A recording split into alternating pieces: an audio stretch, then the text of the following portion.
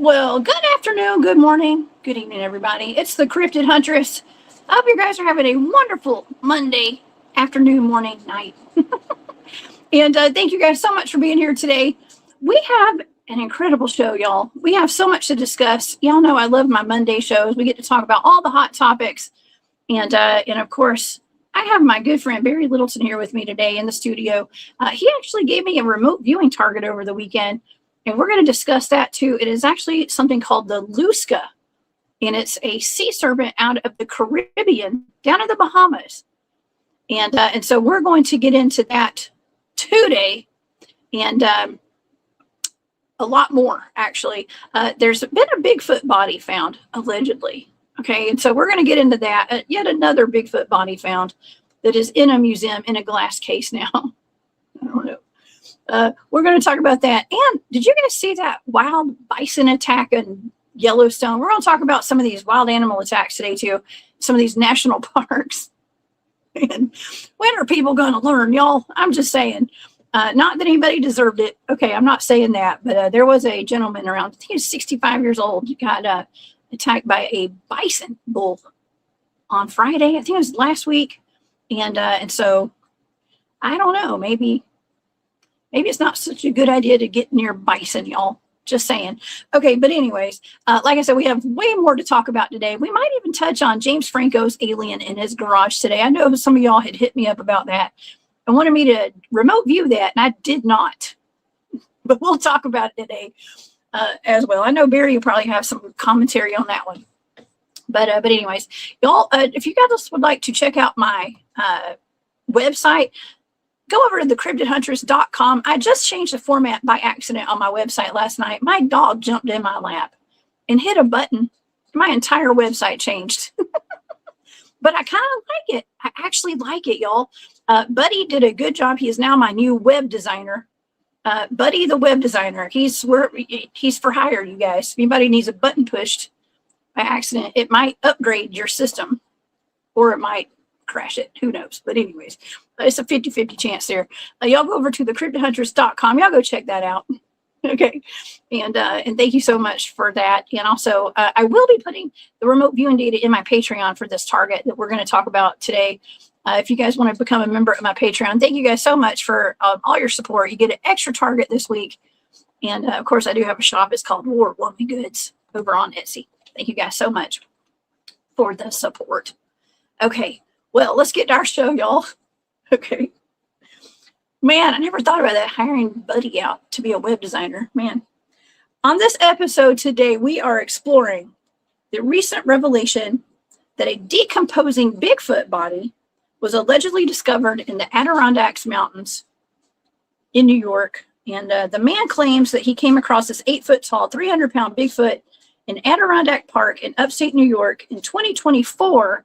Well, it made the news last year, and now he's going around the news circuits saying that they did a DNA analysis of it. And we're going to get into that DNA analysis today because I'm wondering if this thing's even real. Okay, but could this be a real Bigfoot? We're going to get into that report. And also, we're going to talk a little bit about James Franco's alien in his garage. And also the bison attack and a lot more. Of course, Barry is here. He gave me that target on the, what is this called? The Lusca, out of the blue holes of the Caribbean. And we're going to look into this. Some say it's like a half shark, half octopus, man-eating cryptid that grows to be about 200 feet long. and it has terrorized people in the Bahamas for decades. Some accounts say that it's just a giant octopus. Others say that it's like I don't know. There's been a glob found in St. Augustine. Y'all heard about the globster? Is what they call it. We're going to look into that today a little bit. But some reports say, I did find at least a couple of reports saying that it was a part dragon, part octopus. Okay, so hold on to your britches, y'all. We have a lot to go over. This is wild. What a great Monday. You guys, please help me welcome to the show my good friend. This is Barry Littleton. He has his own YouTube channel. It's called Barry Littleton, and his Patreon and Facebook and all that, and a podcast as well. Hey, Barry. Boom.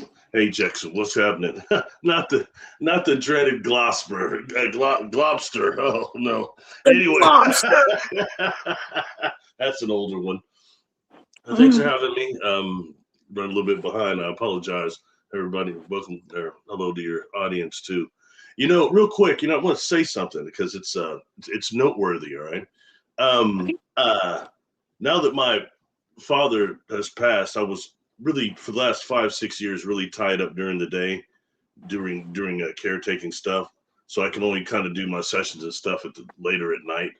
And now it's not the same. I can do it most like daily now, which is interesting, like day walker stuff, But so I'm getting a lot more clients. And one yesterday, and I told him I was going to mention just a certain part of this to you because they're a part of your audience. I don't think they're in the chat or anything like that, so they'll remain anonymous name-wise. But we did a really good regression session last night, and before that, like to talk to people a little bit before we get started, like a nice long pre-talk, And the individual said something, and they said I could mention it to you. They wanted me to, actually, that they're a fan of yours, yeah, and they said that so it came from your audience, and they had said I'd love you guys' shows together, but I really like the one on the Phoenix Lights. That is my favorite.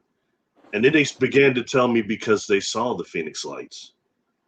All right, and it was so fascinating what they started saying, Jessica. They said that they said, I know what you see on like the media and TV and stuff looks a certain way. He said they said it was definitely different separate objects with one kind of behind it and one on the end that you could see through it. That it was definitely objects that were positioned. It was not a solid craft. And I guess a lot of the things in the data that you got for that one matched what they saw. No way. Then they begin describing to me about several other individuals they know that saw it also separately. Really? Yeah. So I just wanted to mention that, so it's really cool when something like that connects with somebody on that level. It was so interesting. I sat there and listened for a while because their description of it was very, very detailed. You know what I mean? And it's something, and what's cool, because a lot of people saw that and then just kind of forgot about it.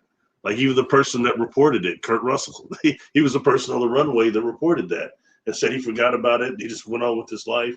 How much our perception and awareness is taken by just surviving and daily activity that we just forget when something paranormal like that happens. But one last thing for us about that, this individual, the way he described it too, the formation was, I heard about other quote unquote Phoenix Lights and other ships being in that area during that time that were similar, these large or these formations. So it makes me wonder, is that the one that people were seeing, or was it even one of the, was it one of a couple? I don't know. It's fascinating because, our whole thing on that was I wanted to see if I was right, if that was a holographic projection, because I've never been able to tie into that thing. So anyway, we're not here to talk about that, but it's just cool when stuff like this comes up, that benefits people or something that they get something from like that. It's really cool. And I think that's what it's all about. You know what I mean? I love that. Well, it's really cool to get the backup kind of like information, like to get confirmation that this data that we're getting out of some of these targets lines up exactly with what the people saw that were there. Love that. Absolutely love that. That's great. And thank you to whoever that is. I appreciate you. watching my shows. Okay. Thank you. That's very sweet. I appreciate that. We've done a lot of great work, Barry. We really have a lot of cool targets and stuff. So Yeah, so I yeah, can appreciate that. Yeah. yeah. It's getting where it's getting kind of cool. It's getting to the point to where if somebody talks about something in this area, almost anything, I can say, well, hey, check this out, because we probably done it as a target. You know what I mean? It's getting Mm-hmm. the number is getting that high now, which is really cool. Yeah. You know, getting close to 100. It is, and I wanted to take a note too of that of like forgetting about things. You know, it's just like when it's almost like a hypnotic weird thing. Now, first of all, I think it's a factor, a whole bunch of facets here, because we're constantly, a lot of us are in survival mode constantly. Like we're kind of put in the like fear thing, like we're just working, our heads are down. We don't have time to enjoy the beauty around us. You know, we don't have the time. We're on a schedule. We got the clock's ticking. We got to go to bed. We got to go to work. We got to do this. And we don't, we just don't have the time to pay attention to stuff, Barry. But then there's also that hypnotic factor as well. You know, we've all experienced on my team. So we've been out in the woods where we have something very massive that happened, very alarming, traumatic. And then we all just go to bed. Okay. It's like it never is, like it had no significance hardly. Like we're just going to go, we should be out there chasing that thing down. Okay. But we all turn in for the night instead. You know, something that we have to really acknowledge when dealing with various facets of this phenomenon, and especially like what you're talking about there, because you're in the wilderness, but it's how, you know, these factions, these beings, whatever you want to call these things, they have the ability to turn us off and use that very thing against us. That is, you know, that lackadaisical alpha state thing we have, but they have the ability to just turn us off. Whether it's you have somebody, you're having an encounter and your husband or your wife is right there and they're turned off and you're getting all their stuff is happening. You know what I mean? So I have no idea of it. Or rather it's you're walking with somebody in the wilderness and all of a sudden they disappear, like it's being reported. Is it really that they were taken where they just popped out? Sometimes I think there's a thing on the original Star Trek called the Tevatron, a deal where they go to another universe. And Kirk has this button he pushed it and making people just disappear. But it's a Tetris field, is what they called it. And, you know, and I wonder if sometimes the technology, is it like that, that's making just disappear? Or is it they're turning these people off they're with for just a minute or two, and then they're being taken? You know what I'm saying? Or even maybe just a few seconds. It don't take long at all. And you're dealing with beings that also manipulate the space-time continuum. And that some of them are human factions. We've proven that. Well, not totally proven, but it's come up in the data multiple times. You know, so anyway, it's fascinating. You know, it really is. Yeah. And you know, it led me to, with the data that you got on this Lusca thing, I was very curious. My first question is it even effing real? You know what I mean? Is it real? And with the data you get real. But then what you had on the data was really interesting. It was confirming some things. But then secondly, you know, what made me curious is that you have government ties on there and laboratory ties. But you know, if you look back, the reports of that thing go back to like into the 1800s, they say. So it makes you think of, ooh, I'm getting the buzz. Ooh, oh boy.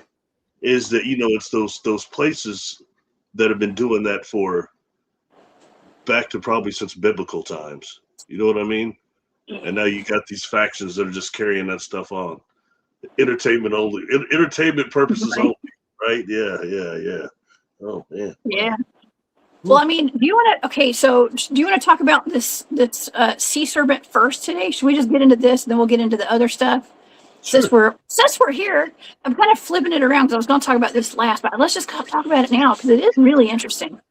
Okay. And so the Lusca, I never even heard of this thing before, and I got to say, it's mostly described as being a shark octopus, like a chimera. They call it a chimera. And this thing is out of the Caribbean, down in the Bahamas, they say. And it lives in the blue holes way down in the bottom of the ocean. And they think that this is the cause of some divers going missing, and it's attacked divers before, and people that have actually gone out and investigated these things. It goes all the way back for centuries, actually, Barry, centuries. And I found, okay, there's different descriptions of this thing too. It's either a shark, like a shark head with like an octopus tentacles on the back of it. And I've got pictures, I got drawings to show y'all today. It's also described as a giant octopus, squid, some kind of, it just looks like a big octopus, like a kraken. There's that. And then there's also a dragon. It said it looks like it has a dragon head and octopus tentacles. Now, that's not as common, but that's what I made for the thumbnail, okay? Because I could not get my program to make a shark octopus, y'all, no matter how hard I tried. So anyways, that's why we have a dragon octopus on the thumbnail today. But Mary, this is really cool. I've got more information on it, of course, but where did you find this? How'd you come up with this? And what is the significance? You know, honestly, it's simplistic. I hate to say, but it's because I have a real interest in all the kraken type beings, squid and octopus type beings, and the serpents alone. All the sea creatures always fascinate me. But that particularly, you know, the octopus, especially when they start saying what they know biologically about the octopus now. So those legends have always attracted me, and that's one of them there. And you know, something else, and it's silly, but it's you know, another place they're reported not just in the blue holes, but in what they call those pools, those. God, I keep wanting to say now I'm getting lost of words now. Those bamboo pools that they're actually found in also. Okay, and you know, when you start researching that, there's actually octopi are found in those things quite a bit. Mm-hmm. Those banana pools. I'm sorry, banana pools. Gosh, sorry, that eluded me for some reason for a second. But that's interesting. Those are just, I think, a little bit. They're different than blue holes.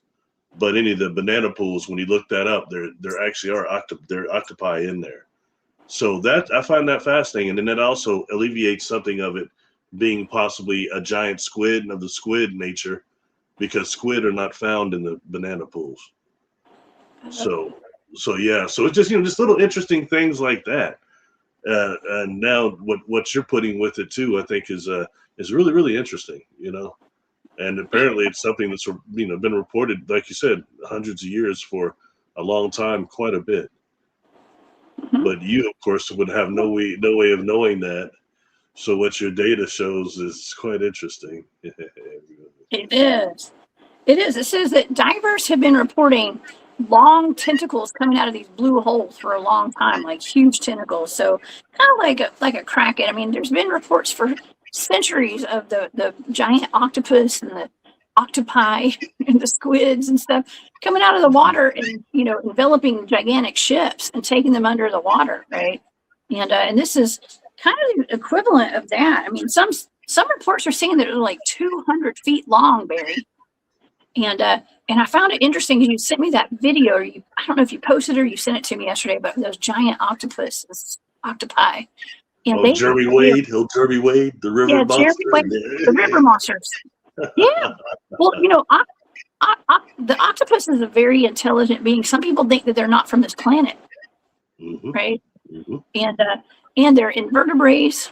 And hold on, they're invertebrates, and they camouflage, and they can look like humans. I swear they shapeshift. I'm just gonna call them a shapeshifter, right? Now like be careful, you're getting into the 3646B thing. Somebody's going to jump on your case. That's another one of those cryptids, though, that's reported, you know. And it was sneaking up on divers looking like, they said when it was coming towards it, looked like a large diver. That's right. Mm-hmm, mm-hmm. It's not out of the realm of possibility. You know, even that's gotten so hip now, that knowledge, Jessica, there's that show on Sci-Fi called Resident Alien, and he's Earth coming here to destroy us, of course, but he's some type of octopus related creature. And when he goes like to the restaurant, there's octopus in the tank there saying, "Man, what are you doing? I'm about to get grubbed up on," you know. And he's like, one day he was out taking some heats, getting baked with these girls. He says, he comes into the octopus, puts his thing up there, says, man, they're about to eat me. And you're over there taking bong hits. It's hilarious, kind of. But that's got that much big of a deal now. But they were mentioning on that show things like blue avians and all this other stuff. I was like, wow, how far they're going into that whole thing. You know what I mean? But it's interesting to see it come forward like that.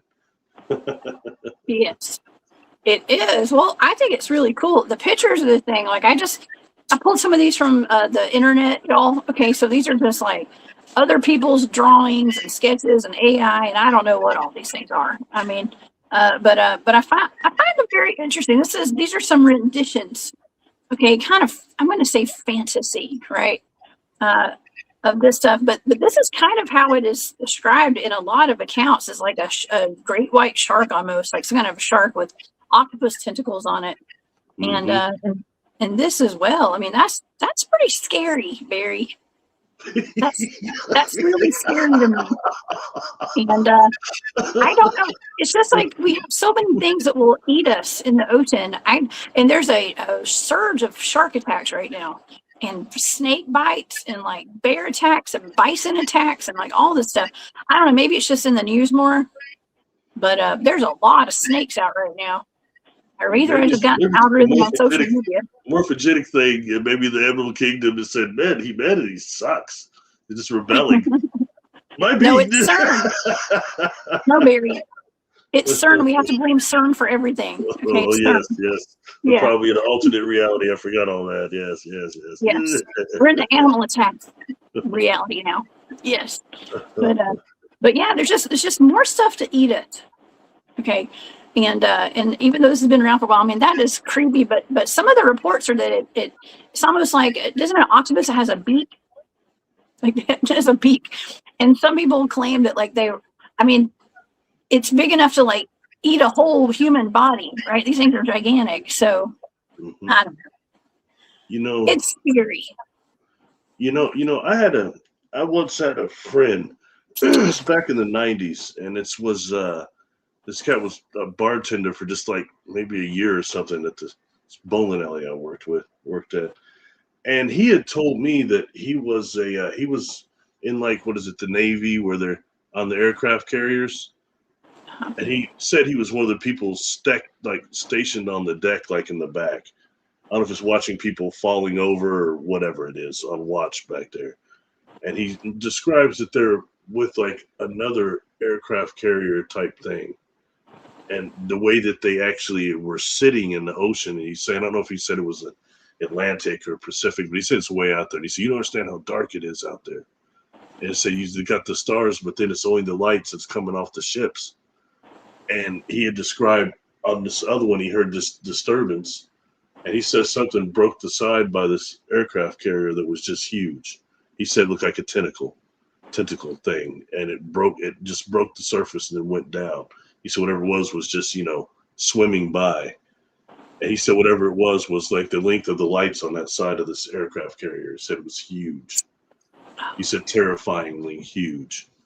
So, if you're dealing with something like that, and, so he believed in things like the Kraken. He said he thought he had no doubt that out in the deep sea, out in the middle of the ocean, stuff like that was real. So, food for thought. Yeah.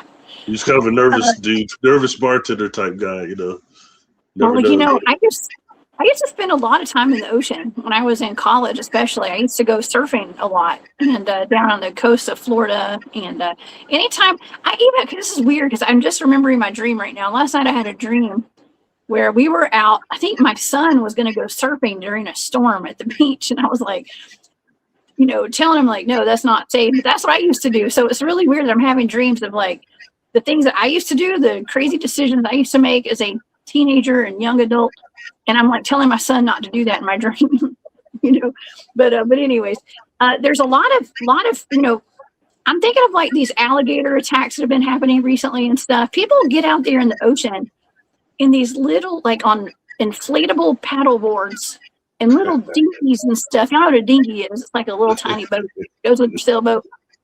Okay, and they're going out there. And I mean there are huge fish, these big gigantic creatures, they could just swallow you up. You know what I mean? It's like we're just taking a gamble with our lives every time we get in the ocean. You can be in 3 feet of water and get attacked by a shark.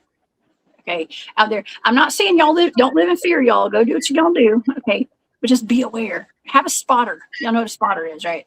Have a spotter, somebody to watch, especially if you got kids out there. But anyways, that didn't help Theo. He had a spotter, didn't he? Theo, that's right. Oh, that's right. I forgot about him from the Cosby Show. Yeah. Malcolm Jamal Warner. Mm-hmm. What happened to him? He got attacked by a shark, or did he drown, or Riptide? Yeah, that too. That's what they say anyway. Yeah. Mm-hmm. Yeah. I remember him. I remember when that happened. Man, that's really sad. That is so sad. Well, okay. Well, let's go back just a little bit to the 1890s. Okay, I think it was I want to say 1896. Let's talk about this in St. Augustine, okay? Because there's a lobster. I was just thinking, like, red lobster. Go eat it. Not red lobster, but red lobster. Okay. On November 1896, on the evening, 2 men were bicycling along the shore near St. Augustine, Florida, when they saw a huge carcass that was 23 feet long, 18 feet wide, 4 feet high, and appeared to have multiple appendages. They told Dr. Webb of the St. Augustine Historical Society and Institute of Science about their discovery, and he examined this thing. Let's look at this real quick, because this was found off the coast of Florida. St. Augustine's in Florida, right? It is in Florida. Okay.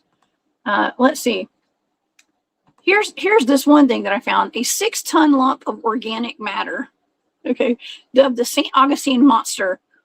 Let me take this down.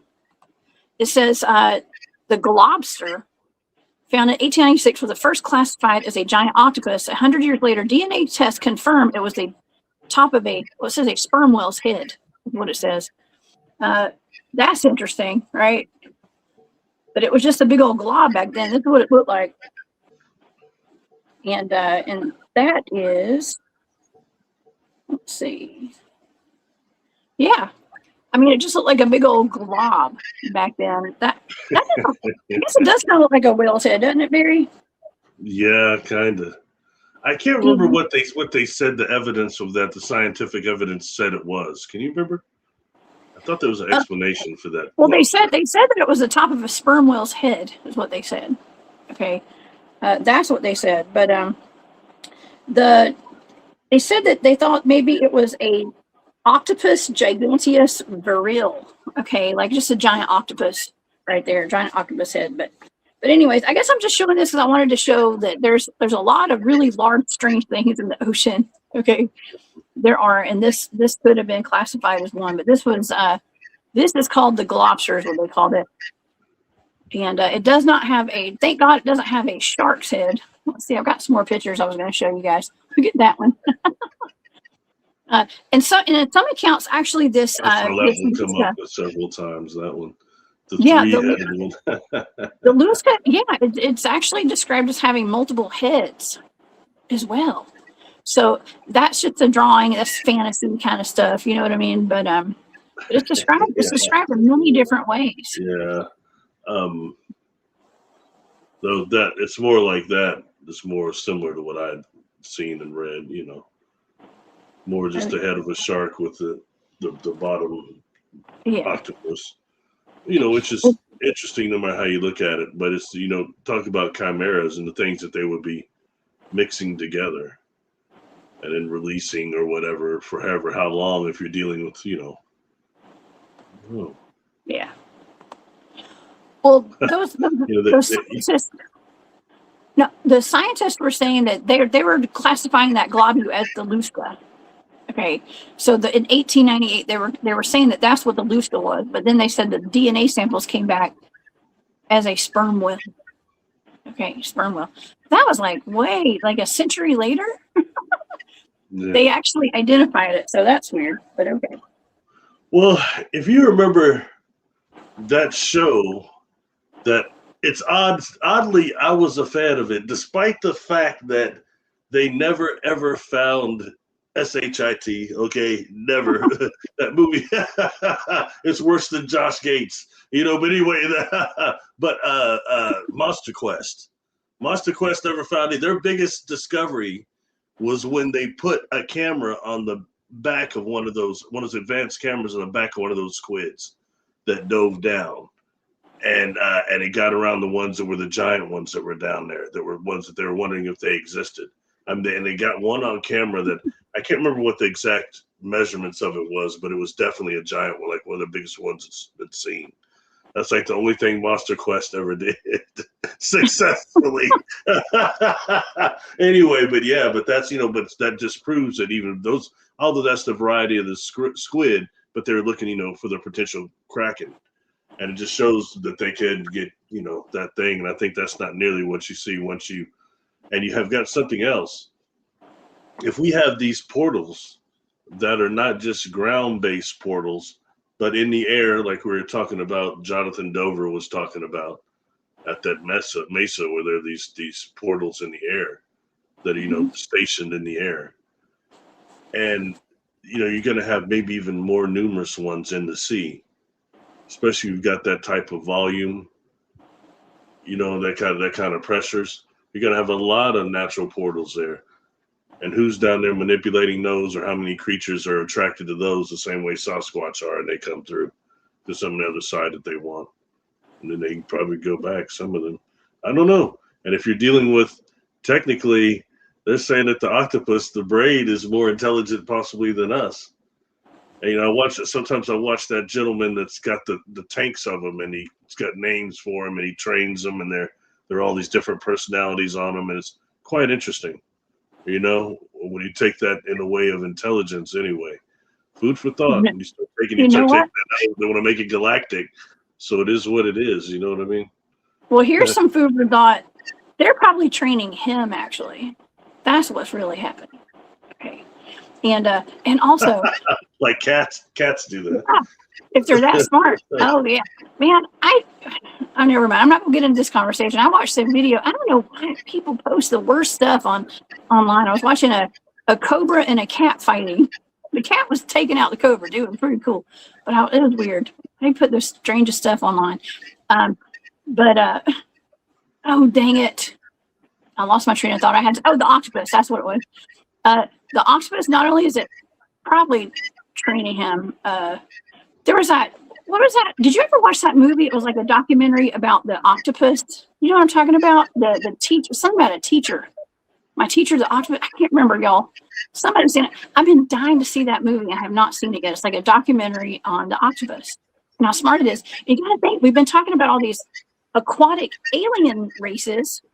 Okay, that has come out by our government officials. Okay, Congressman Tim Burchett out of Tennessee had talked about how he was briefed. He said there are 5 races. There are 5, I don't know if civilizations or races of aquatic ETs under our oceans. Okay, so we know there's that. I mean, is this like a related animal, a creature to some of those alien races? Are they the alien race? I mean, there's a lot of questions, Barry.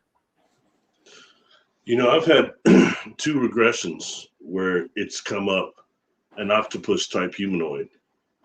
The last one was a couple years ago now, but it was it was standing with other beings actually, and they're doing experiments on people with AI type technology. And most of these other beings there were quote unquote kind of giants in terms of 7 feet tall or taller. Okay. And when it came to this one being that was there, it was just one of the 5. It was this octopus humanoid. And they very distinctively described this thing as having a humanoid body and the head of an octopus with the tentacles kind of long. You know what I mean? Kind of long coming down. Not like quite dreads, but it was quite interesting how they were more almost kind of animated to a degree. But yeah, it was quite interesting. And then the other one was a regression individual said they saw one in a tank. In this, one of those tanks. Okay. You got me container cloning type. They actually describe this thing as being like an ark. You know what I mean? And being all these different containers with different beings in it, but some of them look like the octopus. And it always makes me wonder, stuff like that makes me think when it's the concept of the ark and really what the ark would be like ultimately, if that was even a true story, would be that it would be like a genetic lab. I mean, everything would be actually on slides. Like we have it on slides now, it'd be less than that. And in a room the size of a small, a small library, you can have thousands of species in just a small room.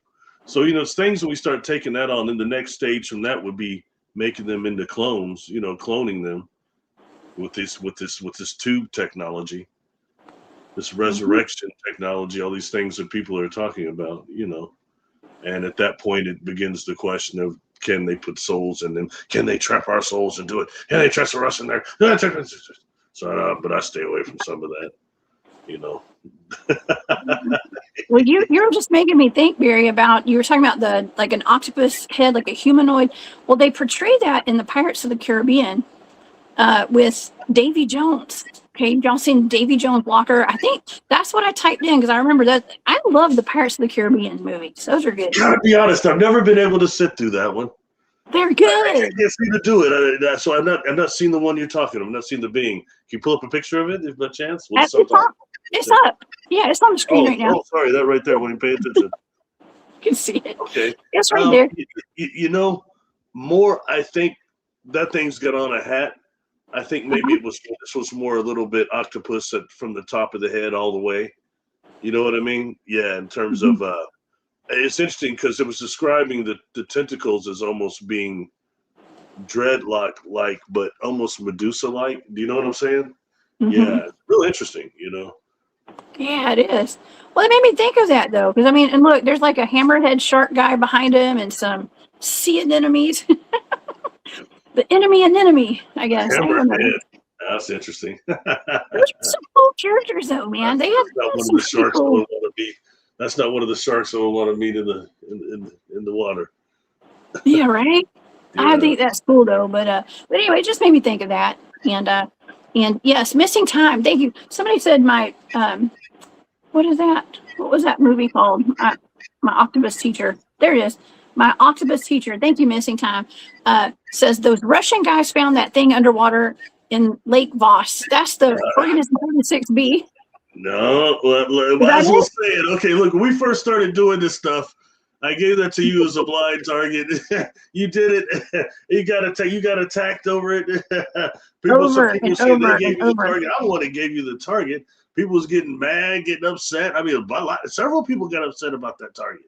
Like, man, gee whiz. No, they were using that target to try to discredit me, is what they were doing. And it was actually one of the guys, this loudmouth guy, I'm not gonna say who it was. He actually claimed that he had given me that target. And then it was like all crazy. Like it was just, I was living in crazy town back then, man. All these crazy people around me. Yeah, it was wild. It was wild. So Barry gave me that. We did get some data out of that. And if you guys want to go back and watch that show, it's actually in my playlist for the remote viewing targets. It's Organism 46B. I stand behind my data, y'all. It's blind targets. Right on. Okay. Right on. It's data. It's just data. All right. But anyways, I have so much fun doing this. It's just people trying to make me not have fun, and I don't know, people wanting to kick me out of the internet or something. I don't know what that was. But anyway, it's about fame right now. It's about clicks and about likes and about subscribers. Give me clicks. Give me likes. I want to be known. I gotta be known. It's important. You know what I mean? So on the way to the top, a lot of people will step on many heads. That's just kind of what it seems to be right now. It's like, my God, and it's on the ladder to the large platform. That's what it is. That is giving it, if those subscribers and likes and all that is even real and not AI driven bot, which I think most of them are from a lot of those people. But we're not gonna get into that. We're supposed to be talking about Lusca. Lusca, that's right. Well, Lusca. Oh yeah. Well, okay. Did you say loosh? Did I just hear loosh when you said that? No, I'm just kidding. I don't really know how to pronounce it, to be honest, the name, so I don't. Lusca. It's like a mollusk. Like somebody in the chat a while ago had said something about a mollusk. Then his Mother Goose. Thank you, Mother Goose. She says it's like we say like an anagram or something, kind of, or it's just like the base word of like a mollusk. It's something that's an invertebrate. It doesn't have bones, right? So that means they can squeeze through tiny little holes and they can shapeshift and yeah, let's see. That word right there, I believe that is one of the words that Credo would use to describe a certain type of those reptilians.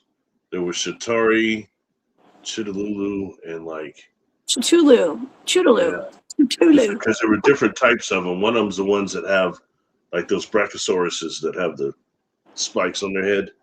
Darth Maul looked like. I think that was the Chitululu. They're like a lower deal. And the Shatari is the one that have the horns, almost in some way the tradition of Satan that we were familiar with. Yeah. Yes. Anyway. Okay. I think I'm not an expert, you know. Oh my gosh. Well, let's talk about the data that I got for this thing, okay? Because it's pretty cool. Pretty cool. I lost my stapler, y'all, so my papers are all over the place today. Okay, so I have I just have like 2 pages of data. I only went to stage 4. I didn't go past that, and I only did 2 pages. Okay, it was a nice little touch and go kind of target for me. Okay, and so let's go over some of the. This is not my remote viewing show normally, y'all, but we love doing remote viewing targets here on the Cryptid Hunters channel, and if it can help us answer some questions, we're gonna do it. Okay, and it's the Cryptid, so I thought it's pretty cool. It's the Cryptid. I love that, Barry. Thank you so much for even thinking about giving me this. Oh, no problem. Thanks for doing it. Like I said, it's a different kind of for this show, but it's still cool. You know what I mean? I think a little extra bonus. I love it. You know what? And I think my drawing might be like, I don't know, it could be like the mouth of this thing or something. I don't know. Maybe it's a blue hole. I don't know what the heck it is. All right. So I'll show the audience. I'll show everybody. Okay. So for my sensory data, this is for the Lusca. Okay. I wrote down best, dark, levitate, float, green, nauseated, attack, brown, and thrown. Thrown, THROWN. My analytic overlay, it's like me making sense of my sensory data. Like I was, I wrote beast. I was seeing what looked like grass and stuff. Like maybe it was seafloor. I don't know, because I wrote grass, open field, something that was like an open area. Attacked was a big one. Militarized, military, nuclear warfare. Okay. Steam, gaining momentum, compartmentalize, webbed. I wrote the webbed, and I wrote the web in prison. Okay, the web in prison. And this is what I drew for my drawing, was like this like weird, like, I don't know, maybe that's supposed to be a blue hole and there's something down in the bottom of it. You know what I mean? Like there was something in the middle of like this round, it's like a hole, I guess. So maybe that's like where it's at. Okay. So that's what I was seeing. And then let's go to stage 4. Okay. So I wrote imprisoned. So I was picking up on like something that was like in prison or imprisoned, prison. And something I wrote stacked, odds are stacked. And well, just like I was picking up on animals because I kept hearing that song. It's like Maroon 5. It was like just like animals. And it's like I kept hearing it over, just like animals. I kept hearing that and I was like, oh, I had to write that down. So I did write that. But something I said something about a moment in time, embraced, full blown embrace. I get attacked, I guess. And I was hearing that just like animals. And then I went deep, and I should have kept going with my data, Barry, but I shut it off because I went deep and I wrote down underground, then I wrote down Atlantis. And then I ended the target. Dang it, I was like on the trail right there of this thing. You cut it off at Atlantis? I cut it off at Atlantis. Oh, no. What time did I do this? I time-stamped it. 6:50. I had to make dinner last night, okay? So I was in a hurry. You went to get some fast food. No, I couldn't stay last night. Right. It's all right. Yeah. That's I still had, real I had interesting. octopus last night. I'm just kidding. You know, I actually, didn't. that's one of the few seafoods I don't care for. I don't really care that much for octopus, and I don't like squid either. They're a little too chewy. You know, not one of the ones I've been a fan I of. like calamari. I don't know. I'll eat it if it's fried. It's real, right? Yeah. There's some issues with Yeah. calamari sometimes. It's protein, baby. Yeah, well, you know, Okay. so from the data, from the data, like for example, a couple things I would ask: a moment in time. What do you think that means concerning this? I don't know. I'm not sure. Okay, let's see. When I wrote that, so I had just come off of the data, like I was kind of like the prison data and imprisoned. And I actually drew a box. Okay, and it was like imprisoned in this box. And that's I drew a box, and that's when I wrote moment in time. So, and the way that we do coordinate remote viewing is we draw it down the page, and as we go, like I draw all my sensory data, like not to give a remote viewing, overview to everybody, but I draw it going down the page, and there's a method to it. This is a scientific way to get this data right. And so I'm drawing it down the page, so that's how I can tell you exactly where I was at my in the data and stuff. So it was something like being in prison, and I drew that box, and then I was like, oh, it's a moment in time.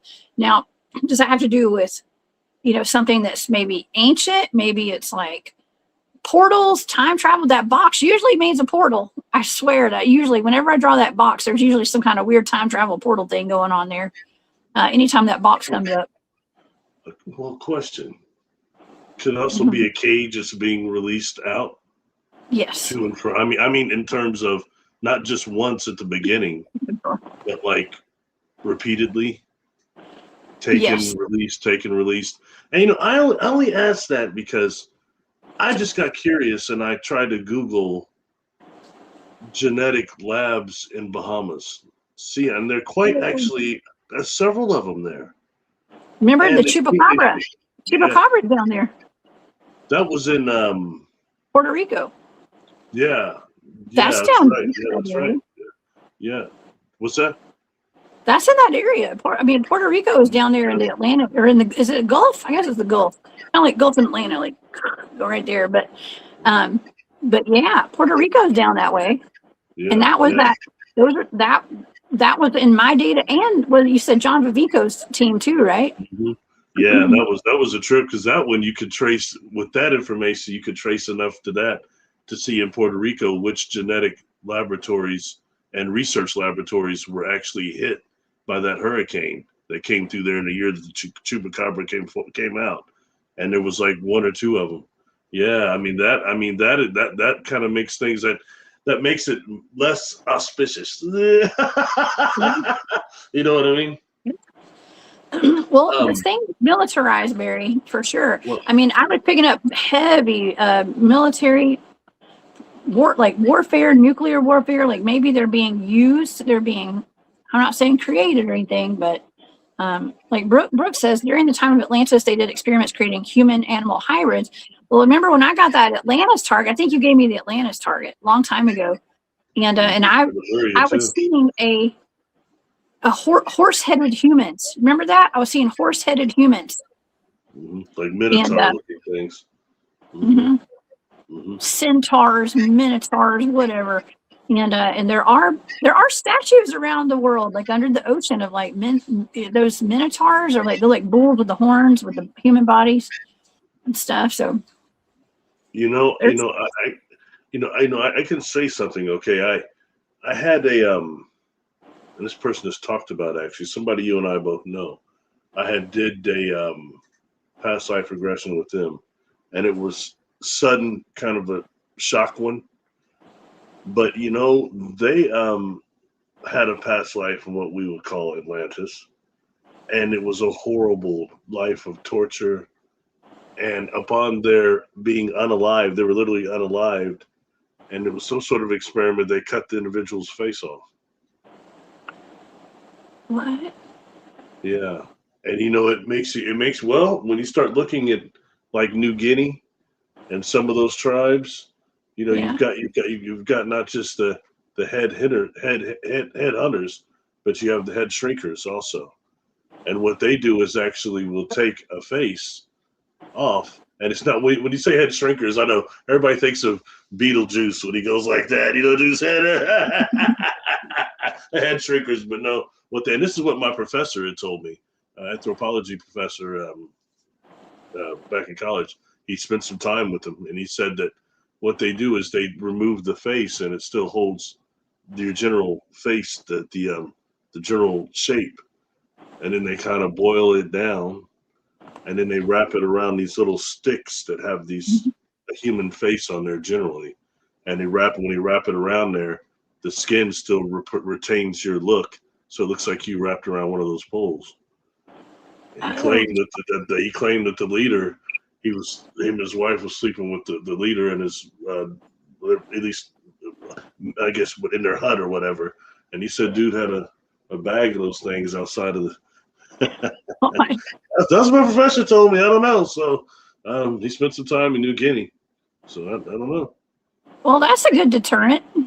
Yeah. Yeah. But I mean, what you're saying there, in Atlantis, who's to say something of that nature wasn't happening? Apparently it was, because I mean, this client had been traumatized by this, and for whatever reason, Jessica, I was speaking to this earlier. I don't know if it's maybe the electrical field and part of our DNA that's made in the electrical field, but something about the trauma from a past life crosses over into a new body, a new incarnation. It makes it through somehow, and then you store it in your trapped emotions in your body. It's really crazy, but it's how it works for some reason. You know what I mean? I'm sure there's some ways to sever it and change it, but I mean generally, and I don't want to get dogged out by the audience because I've not read the electrical universe. I used to have a problem with somehow the electrical goes against the orgone field, and it's got an antagonistic relationship if you really look into Reich's work. Okay, but I underestimated, though, some of the electrical properties of our universe. So I think that's a good piece of work. I'll read it eventually. But I wonder what that book says connecting the electrical field to our DNA. And is that a way that pain and trauma transfers from one body to another through the electrical field and DNA? Just food for thought. I'm just curious on it. You know what I mean? Yeah, I don't know. It's pretty interesting, though. I don't know. I'm still thinking about those shrunken heads. Somebody was telling me they have shrunken heads in Seattle, I think. You're thinking about some little tom sticks, are you? Well, those are really interesting. I don't want my head shrunk, okay, anymore in regard to this, okay.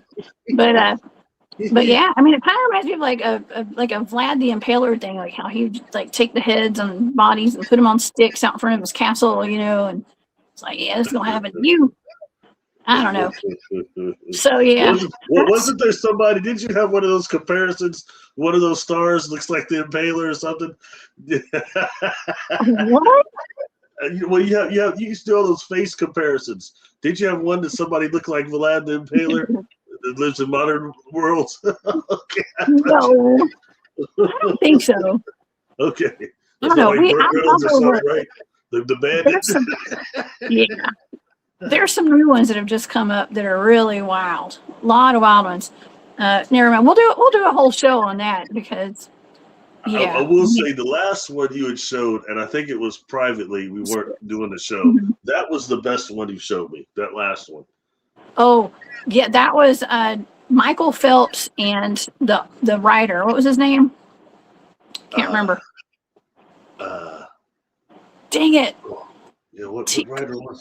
I'll have to think for a minute. It wasn't Casey, but anyway, it was. That's the best one.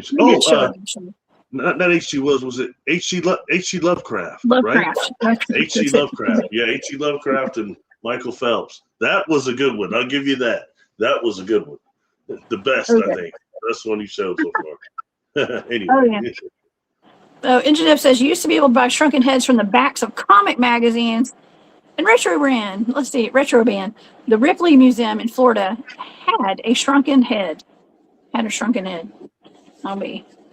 Yeah, that sounds like fun. Well, speaking of displays and Ripley's Believe It or Not, there is another topic I want to talk about today after we get done talking about this one, and it's this Bigfoot body that was allegedly found out in the Adirondacks of New York, Barry. And I don't know if I believe this one or not, but I don't know. Well, I don't know. It's another one for Big Hobie to see in a glass container, right? I mean, just Right, exactly. I'm starting wondering how common that hoax is, you know. Well, it's pretty common actually. We had a fella out here in North Georgia who decided that he took a Bigfoot gorilla. He took a gorilla suit and put some pig and sheep intestines or some kind of intestines in it and stuff, and then froze it, and then put it in a freezer. And my team, there were some guys from my team. This was a long time ago. They were actually going up there to go investigate stuff, and they pretty much figured out right off the bat this was bull crap. He almost had a lot of people fooled for a second, but the guys were like, no, it's not. What's his name? Dyer? I forgot his first name. But anyway. Well, for all practical purposes, that's the same issue we have with that initial alien autopsy. And then the people that say that they made it and they've stuffed like all these pig guts and all the stuff in it to make it look that way. And what they show as the reproduction of it did not look like the same thing that was on the initial table. The first thing they showed, and it was something different, like with the separation of the hand. There's some problems with that. Then all of a sudden, years and years later, when the technology evolves, this is how we did it here, and you have one on the table. They've reproduced it just now, like what you saw then. But that's with now's technology. You know what I mean? And they did all that type of stuff with these pig guts in it, so when they cut it open, it looks a lot the same. But that's misinformation. I believe that first one was original. And I think, you know what I mean? And we talked a lot about the lens being pulled off these things. That's what they did in that one. They pulled off the lens. And that wasn't even as popular knowledge back in 96 as it is now. You know what I mean? So anyway, food for thought. Mm-hmm.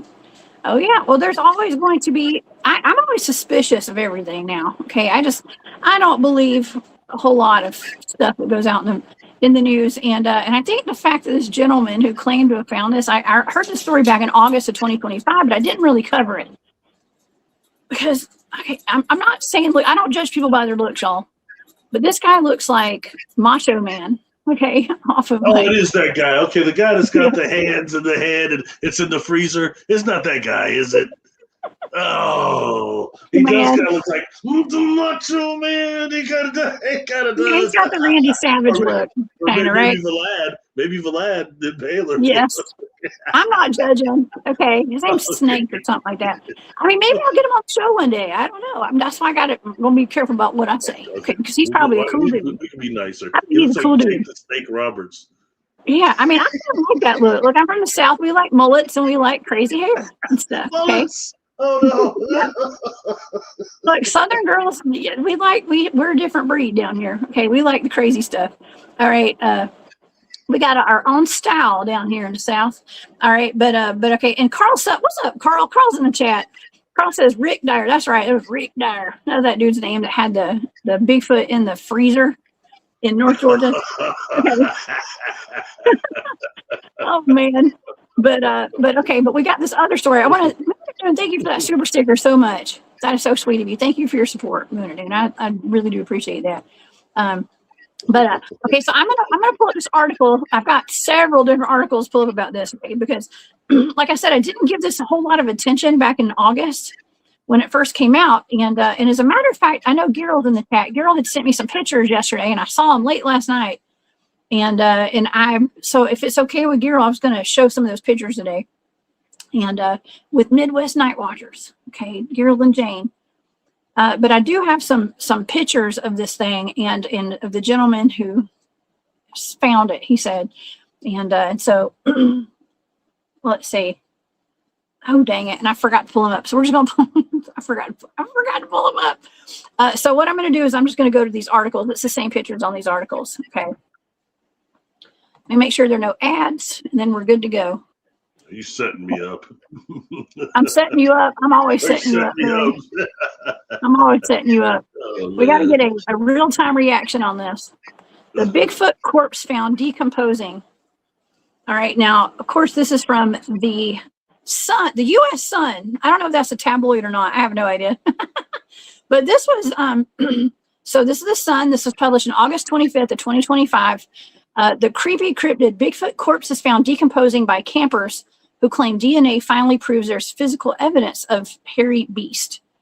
See the so-called evidence that allegedly proves Bigfoot's existence. It says Bigfoot corpse is found decomposing by campers who claim DNA finally proves there's physical evidence of the hairy beast. Now, this is supposed to be it. That is an up-close. Look, William Shatner visited it, apparently. I don't know. All right. So it says this guy believes he's unlocked the secret behind one of the world's most famous cryptids. After finding a so-called Bigfoot corpse, Charles Snake Stewart, also known as a Bigfoot hunter, presented his stunning findings in a bizarre exhibition on Wednesday. Yeah, brother. All right, here we go. Charles Snake Stewart claims that he discovered a Bigfoot corpse. That's it, everybody, if y'all want to see it. That's a close-up of his face. Looks a little waxy, but that's cool. So he said he brought the massive 8-foot tall. Okay, first of all, how are you going to carry an 8-foot tall massive Bigfoot? I hope he had a front loader for that one. But he brought the massive 8-foot tall hairy wheelbarrow. Barry. He brought the 8-foot tall hairy body to the New York State Fair in Syracuse and displayed it behind a glass case. The grisly figure was placed on top of a wooden coffin in a dark room with spooky growls playing on speakers. Beside the alleged body is a video of Star Trek actor William Shatner reading a script written by Stewart, which explains that Bigfoot is real. The hunter said that he paid the star to read his story to every visitor who stops by the so-called evidence.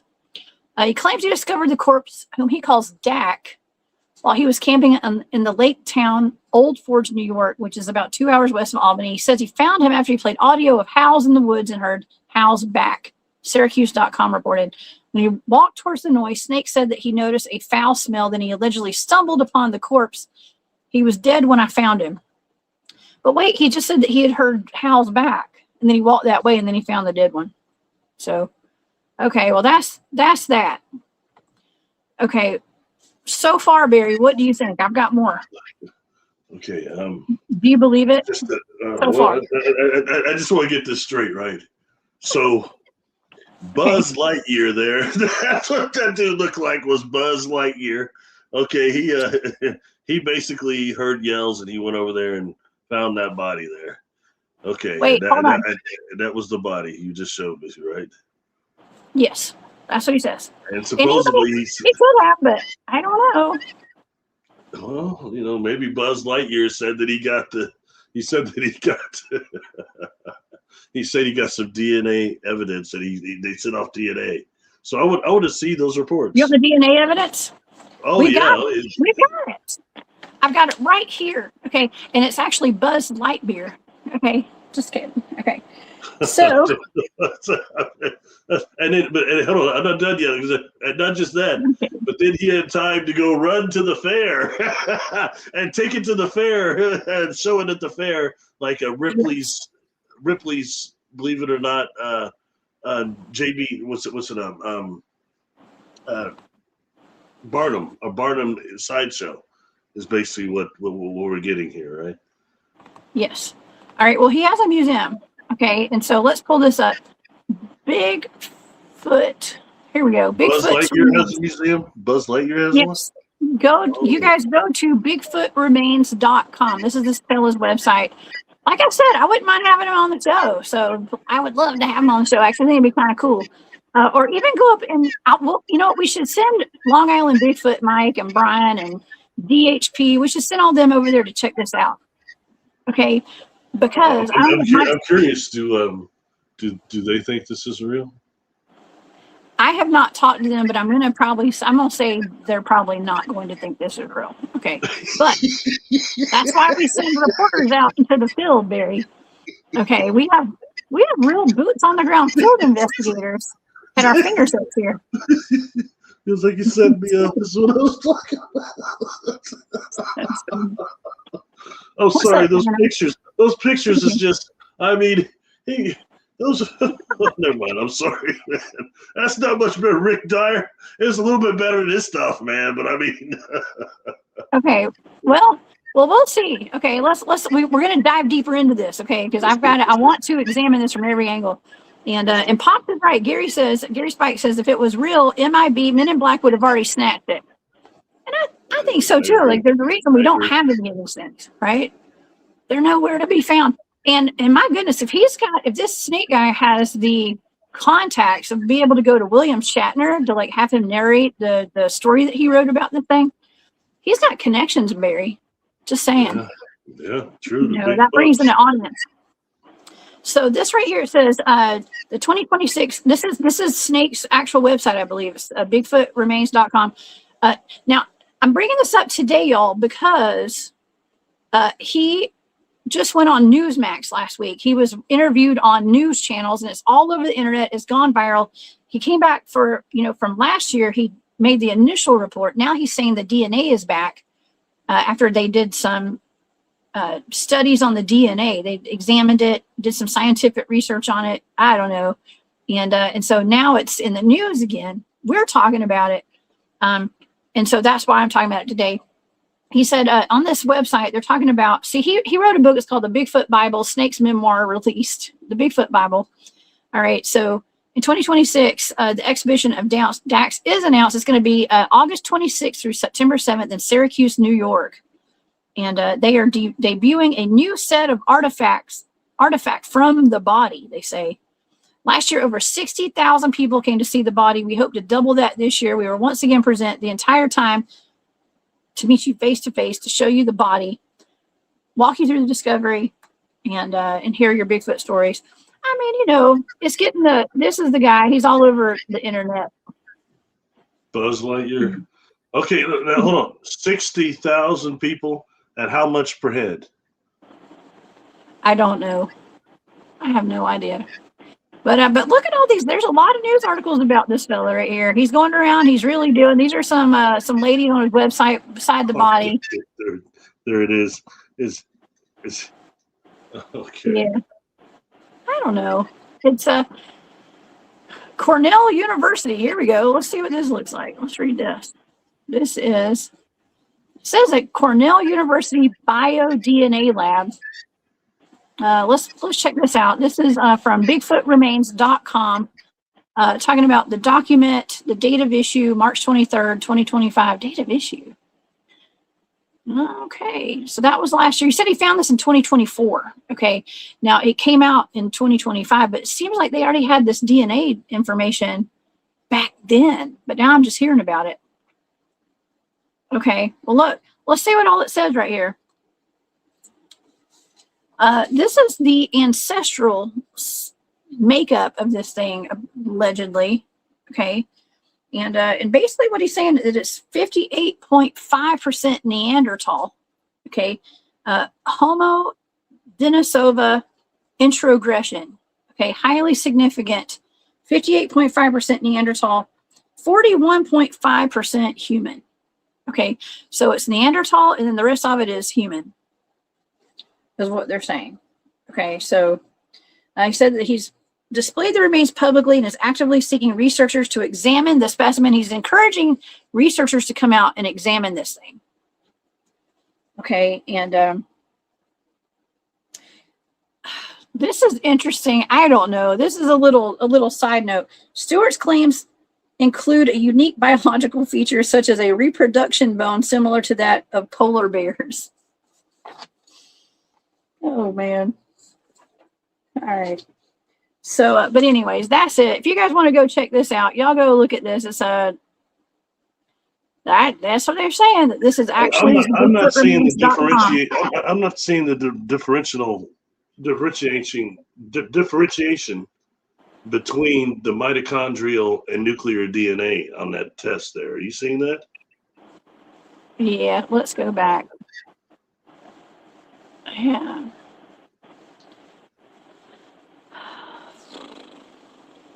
Let's see. The archaic core. I mean, I don't know. I'm not exactly sure. I mean, I'm not trying to like totally. I mean, I do have to question everything. Okay, we have to question everything here. But I think that we need to do some more digging into this personally, Barry. And that was the first time I didn't even know that whole report was online. So that's kind of cool that he put the whole report up online. But here's some conclusions right here. It says intelligent, knowing that Dak was 58.5% Neanderthal Denisovian and 41.5% human, it makes it clear the specimen was highly intelligent. And let's see, he developed a thick layered coat of hair to survive the brutal winters in the north, and a staggering size with uncanny strength, which helps it cover vast distances during migration. He was an adaptable apex predator and omnivore. Let's see. It says Dak was silently invisible. Padded feet let his 300-pound frame move without a sound, while his shadow-absorbing fur allowed for stealth while tracking prey. While Dak was intelligent, it was also most likely emotionally immature. Its caveman side outweighs its modern human attributes. And Dak possesses a reproductive bone. It typically appears in mammals who do not procreate for family or love. This is a tool to help when mammals procreate in an aggressive fashion. My goodness, what in the world is that about? But anyways, golly. All right. I don't know. There's more here. I mean, it honestly laying down like that, it doesn't look like how big they say it was 8 feet tall. That does not look like an 8 foot tall specimen right there next to that girl. But I don't know. Anyways, like I said, we should definitely get our friends up in New York to go and check this thing out. Okay, we got a couple weeks of time period right there, August to September, right? So, but we should definitely do that, Barry. I don't know. It looks kind of waxy. It's nice to know too. This individual is lucky enough that obviously he hears yelling, and it means that this animal is getting this person, whatever, is getting murdered by another. Okay, and then they were just allowed to just kind of walk up to the body and just, hey, let's drag him on off. And despite that these things move in groups, they're communicating with each other all the time. This must have just happened to be a rogue one that nobody cared, no clans cared about. So this guy's got to carry. They've got to kind of just carry it off. You know what I mean? Strap it up and in a wheelbarrow, whatever. Just kind of wheeled it out. You know, that's interesting to me. And they got no objection from any family members that might have been around or any companions. Nothing. Well, and here's another thing. Very lucky. Too, if it smelled, he said he found it because it smelled bad. How does it smell right now? And how did they stop the decomposition of it? I mean, am I missing something here? I don't know. I never read that part. Okay, so I don't know. Like who embalmed it? Yeah, who embalmed it? Yeah. Well, okay. Well, here's another thing as well. Okay, big homie, that fella I was going to have on the show, right? He says he got my attention, a few months back, talking about how he had. That's how I knew who he was, because I'd seen that clip. Them talking about how he went to some rich dude's house, and he went down in his basement or somewhere. He had a taxiderm Bigfoot in his house, and there's no doubt, y'all. Barry, I believe I believe that stuff does exist. I do. I mean, why wouldn't it? You got money, you're gonna go out and you're gonna have the weird stuff at your house. You have your own Ripley's, believe it or not, in your basement. If you can. My brother very much does not believe the story of how that thing was obtained. He doesn't buy it at all. He's pretty good at normally sniffing out BS. I'm just saying. By the way, that individual has, if you've noticed, he has a video of a Bigfoot now running. He has a video of one now. Yeah. Yeah. Moondog says he had it taxidermed. Okay, so maybe it has been taxidermed. But I would have set it up to look like stand up and not to look dead like that. I would have made it look alive if I had taxidermed something like that. I'm not saying I taxidermed. I mean, who taxidermed it? You know what I mean? That's worth finding out too. All these little things, but it's just for me. I mean, you know where I stand on this, so I'm not going to say it in case let's get some other DNA, like another notable lab let the people come in and see them take the DNA and do that. Something's off here, man. I don't. Hey, I know people. I'm saying we can go get some DNA samples if you'll let our teams come up there, man. We'll do it. I volunteer as tribute. I'll go. That'd be good. That'd be good. I'll go up there. Shoot, I'll take my wildlife biologist friend Keith, and me and Keith will make a trip up there. Shoot, I'll holler at Keith after the show today. Let's do it. And yeah, we need to. But I mean, I don't know, Barry. I just have a hard time believing that's a real specimen, because they're like humans. I mean, especially if it's got that much human in it. You know what I mean? Like, there's got to be laws against like displaying dead bodies and like humans. I don't know. And I guess if you're worried about comeback from that, that's a good way to say, oh, we just happened to smell it. It was decomposing. We walked up on it. It was already dead. Instead of saying, hey, we killed it and we're responsible for murder, especially if it's protected in one of those weird states that are doing that. Well, not weird state, just one of the states is doing that right now. As far as I don't know, man. When it comes down to them that are being like found, like all these supposed billionaires that have them and mermaids and these containers and all that taxidermied, I suppose it's possible by all means. But I wonder, where does that begin and end? You have those that say that there's never been one of those things caught, a Sasquatch. And you have others that say that there has been supposed military people. And where does that begin and end? You know what I mean? Because since we never ever see any evidence of any type whatsoever outside of the DNA that's going on now, it really just leaves it so nebulous. You know what I mean? That I'm just saying, Yeah. I'm not coming down on one side or the other of the fence. I'm just kind of hovering, looking at it. Both sides. It's interesting. Hillbilly her. What's up? He says the story is the Bigfoot was in a brawl and knocked out by another one, possible turf war. Yeah, I mean they do say talking about the big homie thing. I don't know. I'm thinking or that one. The one that we're talking about in the museum. I think. I don't know. Listen, I get really behind in our chat, so I don't know. I'm not sure. Yeah. I'm not very good at keeping up on those either. And yours Bruce, fly by. They fly. It does. Bruce says it doesn't look like any Bigfoot I've seen. And I can agree with that too. Of course, they all look different. There's different types of Bigfoots. I mean, let's pull this up. Thank you for being here, Bruce. Let's see. I do have my chart of all the different types of Bigfoots. Now, this is just a general chart. This doesn't mean that this is the only things that are out there. Okay. This is a vast universe, okay, but they do generally kind of look like these 4 types right here. And we got the type 1, and then we got the type 4. I thought the type 1 was more like Patty. The type 4 is the Neanderthal type. Now that's what this one's supposed to be.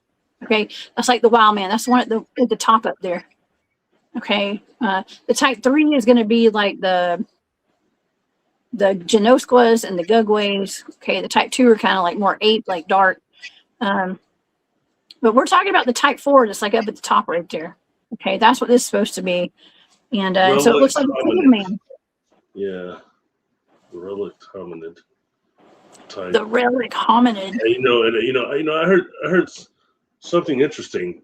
One of your guests had mentioned how the Paul Freeman tracks look like hourglass, were shaped like hourglass, and how different they were from the patties, and that showed the ones that have been inbred with humans versus the normal ones, the originals. Yeah, I gotta be honest though, I looked through all those tracks from Freeman to Freeman tracks. I didn't see any that looked like they described. None of them were shaped like that. And so I don't know, but it's interesting that they had said that MK Davis told them that. So I'd like to hear more of that from MK. It's kind of interesting, Oh yeah. Got to be something. There's got to be something going on there. Well, what we were discussing actually is that because there's like those 2 Independence Day films of Bigfoot. There's a Bigfoot, and the mama or the daddy and the baby the parent and the baby, or the brother and the baby, or whoever. And that's the one that I was doing the show on a couple weeks ago. But there's also the Freeman footage that was taken on the 4th of July. Okay. And that was many decades ago. And some people have been very critical of that video because they think that maybe it could have been a hoax because whatever it was so far away. The Bigfoot was walking away and it was so blurry you can't really see it. And then the critics say, now I'm not saying this is what I think, but I'm saying the critics saying, like David Pardue was on the show. He's a expert tracker, y'all. He didn't say he's an expert, but he's one of the best I know. And he said that the footprints are inconsistent with the track, or inconsistent with like a real footprint because they've got sharp edges in them, almost like somebody maybe. I'm just saying it's like a kind of like a sharp edge around the hill and stuff, and on the side, and that would indicate that those were fake tracks. Okay, and I'm not saying they are, but I'm just saying that's what the opinion is of some of the researchers out there. Okay, so that's what that is. What did Meldrum say about him? He did examine those tracks, didn't he? I don't know. I have to look into that. I wonder what he said. That's interesting. Yeah. Wow. Very interesting, that's right? Bad. So I'm no expert on tracking, so those people that are, they know how to pick that stuff up, man. Yes. Well, I mean, it gets pretty serious at some of those things they know. It's quite interesting. It's a whole science unto itself, you know. There is. Well, okay, so there's that, y'all. And so I want y'all, everybody, just I guess kind of you can pay attention to that story. You know where to go to the website now if y'all want to go check that out. And if you want to go to Syracuse, I think it's in Syracuse, right? I don't know how far that is from where LIB and Brian Minnick and Dark Hour Paranormal Michael Roser live and stuff. But I can get even Jeremiah Fountain moves up that way too. He's in the Adirondacks. Maybe we'll see if some of them will go up there and check that out. Or maybe I'll just book a cheap flight and go up myself. But anyways, nonetheless, and if anybody knows Snake, holler at him. Tell him to come on the Cryptid Hunters channel. Okay. I don't know, Barry.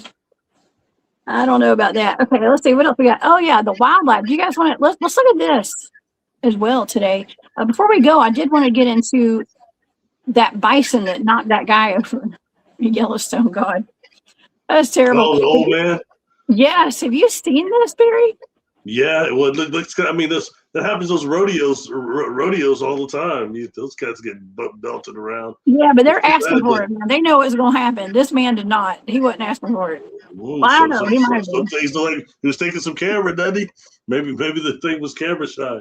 Well, yeah, there is a real bad. It's not funny. So. There's a danger. He broke multiple bones in this. I mean, it was rough. Okay. And, oh, yeah, I've got other stuff to talk about today, too, right? But let me make sure that this is muted. Hold on. Well, yeah, it's muted. Okay, so this is the full video right here. Okay, and this is the gentleman. He's 65 years old, I believe. He's with his grandson. He's taking pictures of a bull bison. This is at Yellowstone National Park. Now, this is kind of a close-up view of it, and so I got this so you could get a good look at it. But this truck drives by. I don't know if that's a game warden or what. It's not marked. But the bull starts charging, and they're at a campsite camping. Boy, I tell you what. Where did the kid go? That's what I'd be worried about. But this thing charges this man. And yep, he did a couple of circles, and then he went flying up in the air, man. Whew. I tell you what, that's rough. Okay.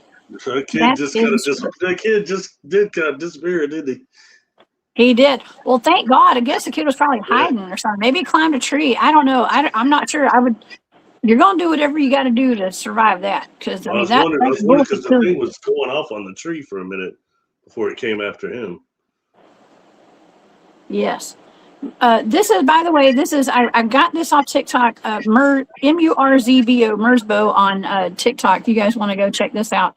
This is the close-up view of that attack. And of course there's others. Okay. But But there's actually, buffalo, you know, it was a buffalo, correct? that was a bison. That was a bull bison. Okay, and it's kind of, I don't know, I guess it's the same. It's kind of the same. We've had this conversation before at some point.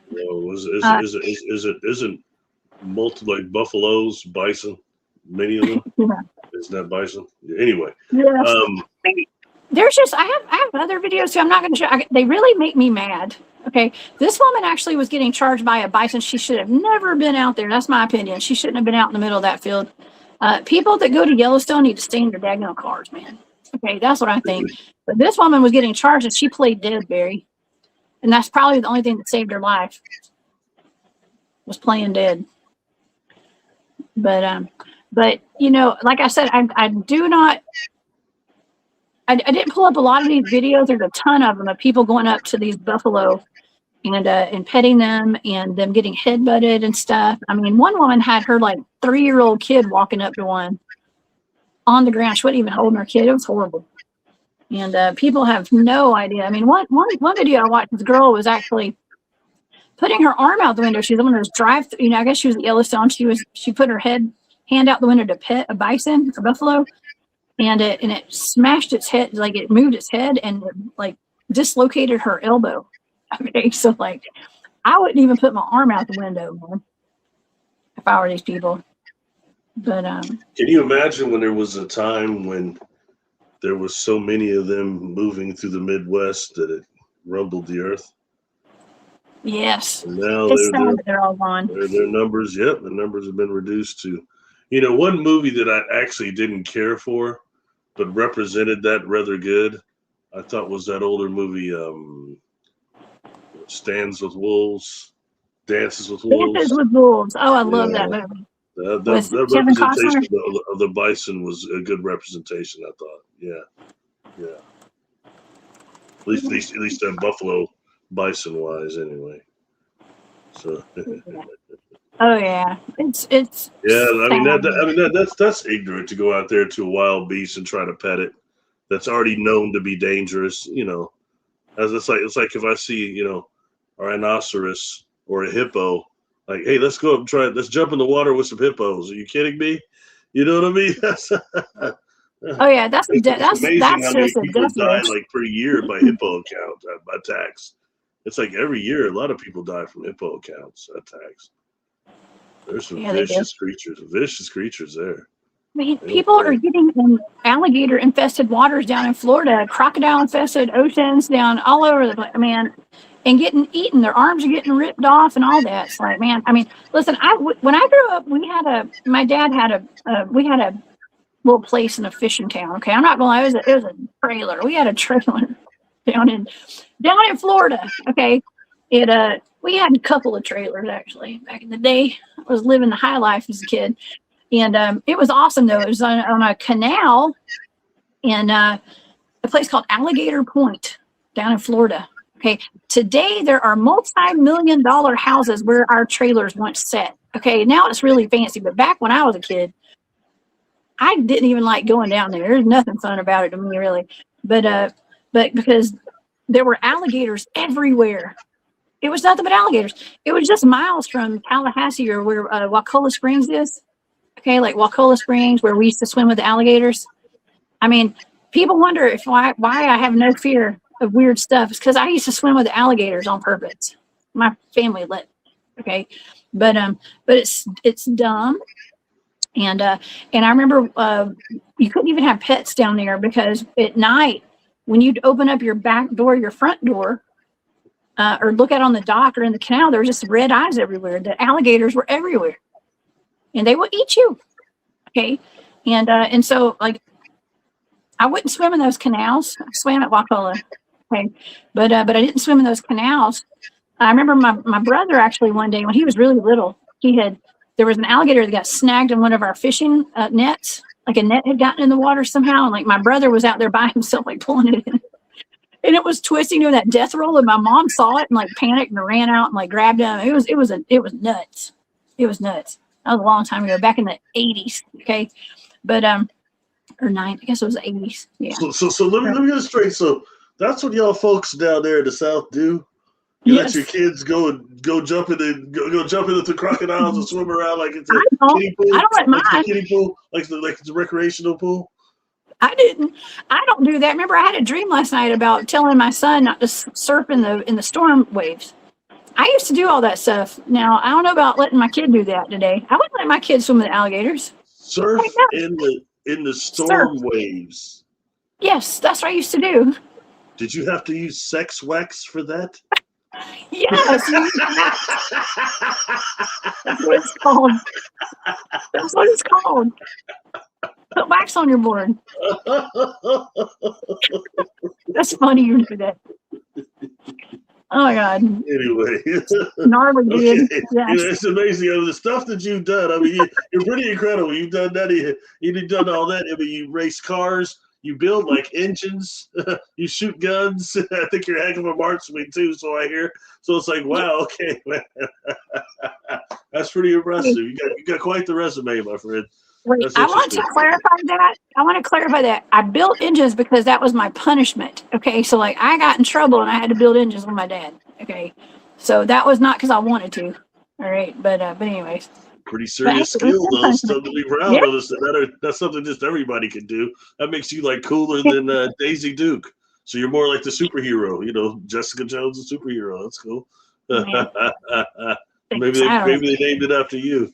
I mean, it was just a normal childhood for me. You know what I mean? So it wasn't anything spectacular. I thought all the kids were doing what I did, but guess not. I don't know. Think so. Yeah, but yeah, so. I'm not letting my kids swim with alligators in the spring. Maybe at Wakulla would be one thing, but like not in the canals and stuff. But like people, I think you swam in Lake Lanier too, didn't you? Yes. Oh yeah, all the time. Used to. I didn't know back then.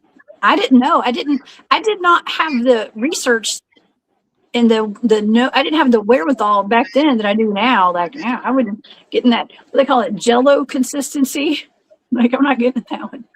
No, I go way out now. I go swimming in the lakes in Alabama now. That's about it because they're clean lakes. I was reading about those blue holes and how there's one called the Divers Cemetery and how deadly they are. You know, in terms of the amount of people that die in those. That's interesting too, you know. And sometimes stuff people will do it's amazing, the risk that they'll take. Go down so deep that you get narcosis or whatever it's called. You know. Oh God, no! I don't even want to get my toes nibbled on when I'm swimming in the lake. Now, I'm not a fan of that. And I mean nibbled by a fish, y'all. Okay, nobody wants that. Nobody wants that. Yeah, we get extra jumpy now. Okay. Yes. Mother Goose says, Jessica, you played rugby. You're just a prop. No, I was a winger and an inside and outside center, by the way. I was not a prop. Rugby too. I got you.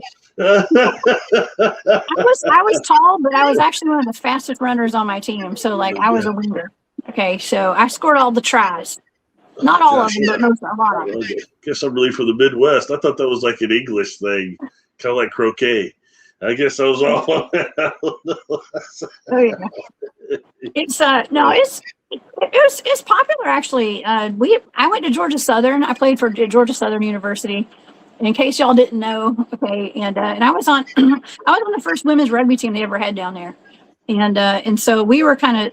But the guys' team were like national champions and stuff. It was amazing. I had the best coaches out there. And then I actually went to Atlanta with some of them, and they were coaching some of the Atlanta teams up here. And so it's just fun. I love rugby, y'all. It's very popular. I mean, we played all the major colleges all along the East Coast, down the South. It was fun. We were good. We were real good. But anyways, okay. So, I actually have one more thing I want to discuss today before we go. I know it's getting kind of late. It's not really that late. We've only been going for an hour and 30 minutes. James Franco. I did not want to talk about this. I did not. But Franco. James Franco. He was on General Hospital for a little bit. It was painful. Painful. Franco. He was good on Spider-Man. That's about it, man. Anyway, sorry. Go ahead. Yeah. Franco. Oh man, Stargazer, I know exactly where you're talking about. I know that place in Statesboro. I never went there or anything. I'm just saying, I know where it's at. Yes. Thank you, Larry. And Larry says, Jessica, it's good that you can run fast in case you make a cryptid mad. No, I just have to run faster than one other person in the group, basically, is what I have to do. Okay. So I'm just kidding, Larry. Thank you for being here, Larry. Larry was my guest Saturday night, y'all. Bruce Brown was here as my co-host. And so y'all go back and check. That was a wonderful show Saturday night. It was one of my favorite. I mean, all my shows are my favorite, but that was a great show Saturday. If y'all missed that. Thank you for being here, y'all. But James Franco, okay, so Franco. Oh man. Apparently, he's claiming he's got an alien in his garage. Okay. Yeah. I think he's kind of, I don't know. I'm getting pretty good at spotting the crazies these days. Okay, because there's a lot of them out there. I'm just saying. This is a little. I think it's promoting something. Maybe. I mean, that's kind of the feeling that I'm getting. I know Aaron had asked me to remote view this a while back. Like, it has not been. Nothing has been remote viewed on this one, y'all, or anything. You want to remote view no Franco? No. Franco really. American. Isn't that the name of the ravioli? Okay. Well, he had been canceled recently. Okay, if you want to call it canceled. And this is him. He's okay. This website unfortunately has a bunch of ads, so let me delete those before we go on. Okay, so this is Daily Mail, and I think it's out of the UK. I hate pulling this website up because it's always got so many ads. The dailymail.com. Okay, dailymail.com, US edition. James Franco joins TikTok. Cancel James Franco sparks alarm as he joins TikTok with erratic videos claiming an alien was in his garage. We're going to get into this, y'all. A frantic James Franco claimed an alien was in his garage in a series of alarming videos, which have caused confusion. Franco, whose Hollywood career was derailed following misconduct allegations nearly 10 years ago, joined TikTok earlier this month with cryptic claims of some serious crap was going on. He was wearing a tattered blue t-shirt with handwritten scrawling and 2 pieces of tape. Franco, 48, begged fans to follow him and insisted the video was not the workings of AI nor a hoax. Let's see. Over the course of the next few days, I didn't know him about sexual content. I didn't know that. I don't either. I didn't know he's in trouble or nothing. I don't keep up with any of this stuff. Okay, this is just more Hollywood crap. Honestly, that's what I think. But over the course of the next few days, anymore, I think. Oh my gosh. Well, over the course of the next few days, he proceeded to post more videos expressing fear he was being surveilled, yet never clarified what exactly was causing the concern. He alleged he saw a non-human being in his garage with glowing eyes that was not an animal. That's my garage, he said in a video, pointing to the space outside. That's normally where I paint. I was going out there. It was at night. It was night. I was going to do some painting and go inside before I even turned the light on. I heard something. I thought it was an animal or something like that, and it wasn't. It wasn't a raccoon. I saw eyes. I saw glowing eyes and a hand. Look, he's wearing a tattered shirt. He's got to be crazy. With tape on it. It says Bruce. Does it say Bruce? Okay. Looking paranoid and confused. It says, I don't know how many fingers, but hand and speaking. I don't know. Something coming out of, and that was it. I ran. I have not gone back in there, but I'm not going to go. I'm going to show you. On Monday, Franco promised to show what he saw in his garage. That is today. That's why I wanted to cover this, actually, because he says today he's going to show the alien on TikTok. So you guys stay tuned. I don't know. I think it's just a publicity stunt. Okay. And it says that if it's an alien, is what he captured on the video. The bizarre series began on June 3rd with the video of him begging fans to follow him, insisting something serious was happening. And yeah, here we go. Up until July the 13th was going to be the day that he was going to show the alien. There he is in his crazy look right there with the tape. I don't know. Maybe the tape is actually reflective tape, and I don't know. The 2319, that's kind of weird too, because I think that has something to do with like the Google Chrome, as I like to call that. Okay. you Google Chrome, it's like some kind of weird number. It's just all very strange, Barry. And so I was just going to cover this, not because I wanted to, but just because it is in the news right now. And he's claiming he's got an alien. I mean, could it be just a publicity stunt? Probably. I think that's what it is. Yeah.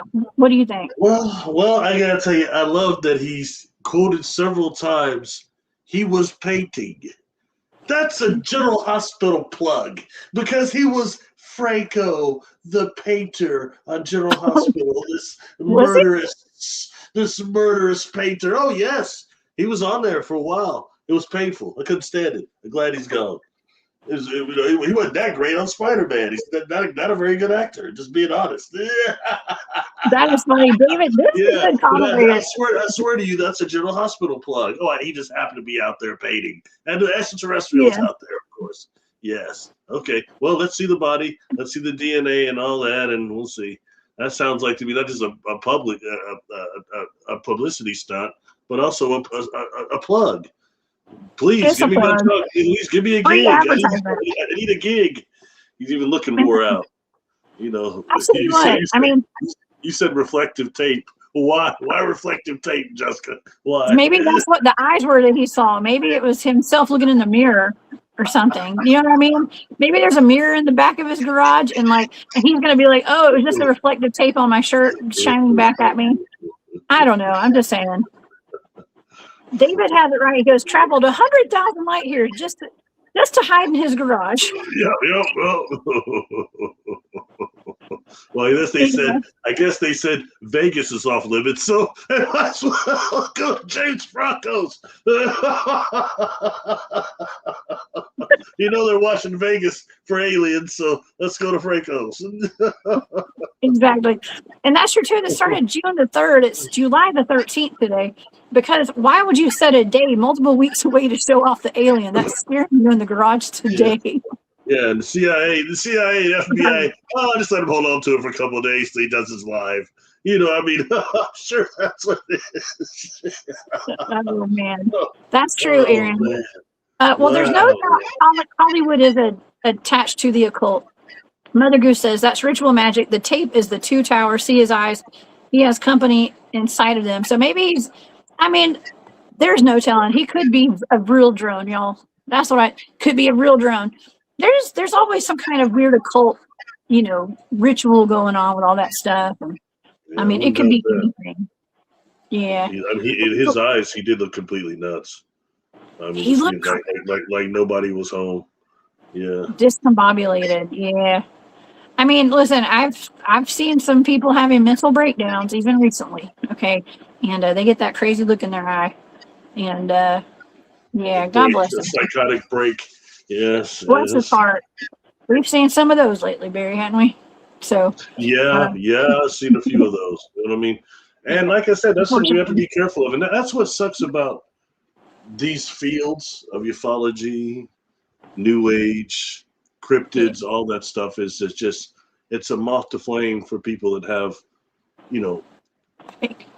mental illness, okay, delusions, those that are just plain liars, those that are fame seekers, and those, like I said, just plain liars. Yeah. So having to fan through the discernment to find the real people or the genuine, or at least those that can really help or truthful, it's kind of difficult. It's like navigating muddy waters. Yes, it is. Yeah. Well, you know what? As long as, we all need to take care of our mental health, everybody. I do. You do. We all do. You know what I mean? And so there's that. You know what I mean? And we are living in really crazy times right now, and it's a lot for people to take in. Okay, for things that are going on, but we're all responsible for ourselves. You know what I mean? And so we all have a responsibility to take care of ourselves and our mental health. So that's the thing. And so yeah. And like I've said before, to try to help others is important. It's easy.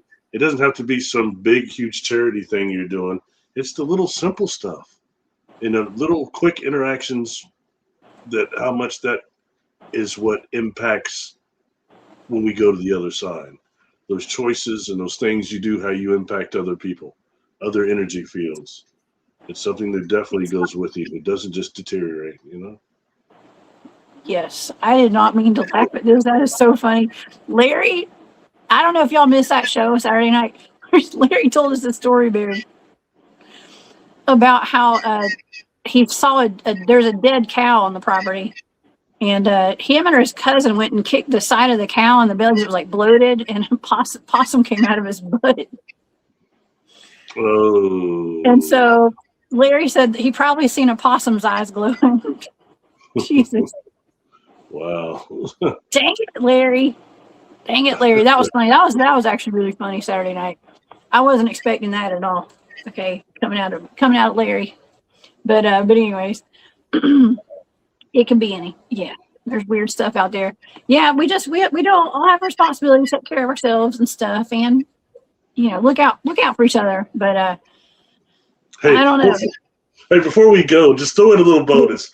Can you pull up that H.G. Lovecraft and Michael Phelps pictures? You want to see that? Yeah, I mean it's a good one. I think it's the best one that you showed so far. Honestly, it's a really good one. And it doesn't look doctored or nothing like that. It just is what it is. You know what I mean? And I would say right there, like he needs to get a DNA deal done. You know what I mean, Michael Phelps? And it makes me wonder too something else. Yeah, it's Michael Phelps and H.P. Lovecraft. Okay. And yeah, here's some pictures. I mean, we showed this on a show a while back, so we'll y'all can check this out. Let me just share my screen again. And yeah, if anybody's listening on podcast platforms, y'all go check out the Cryptid Huntress on YouTube, and you can see these comparisons, or just look it up for yourself too.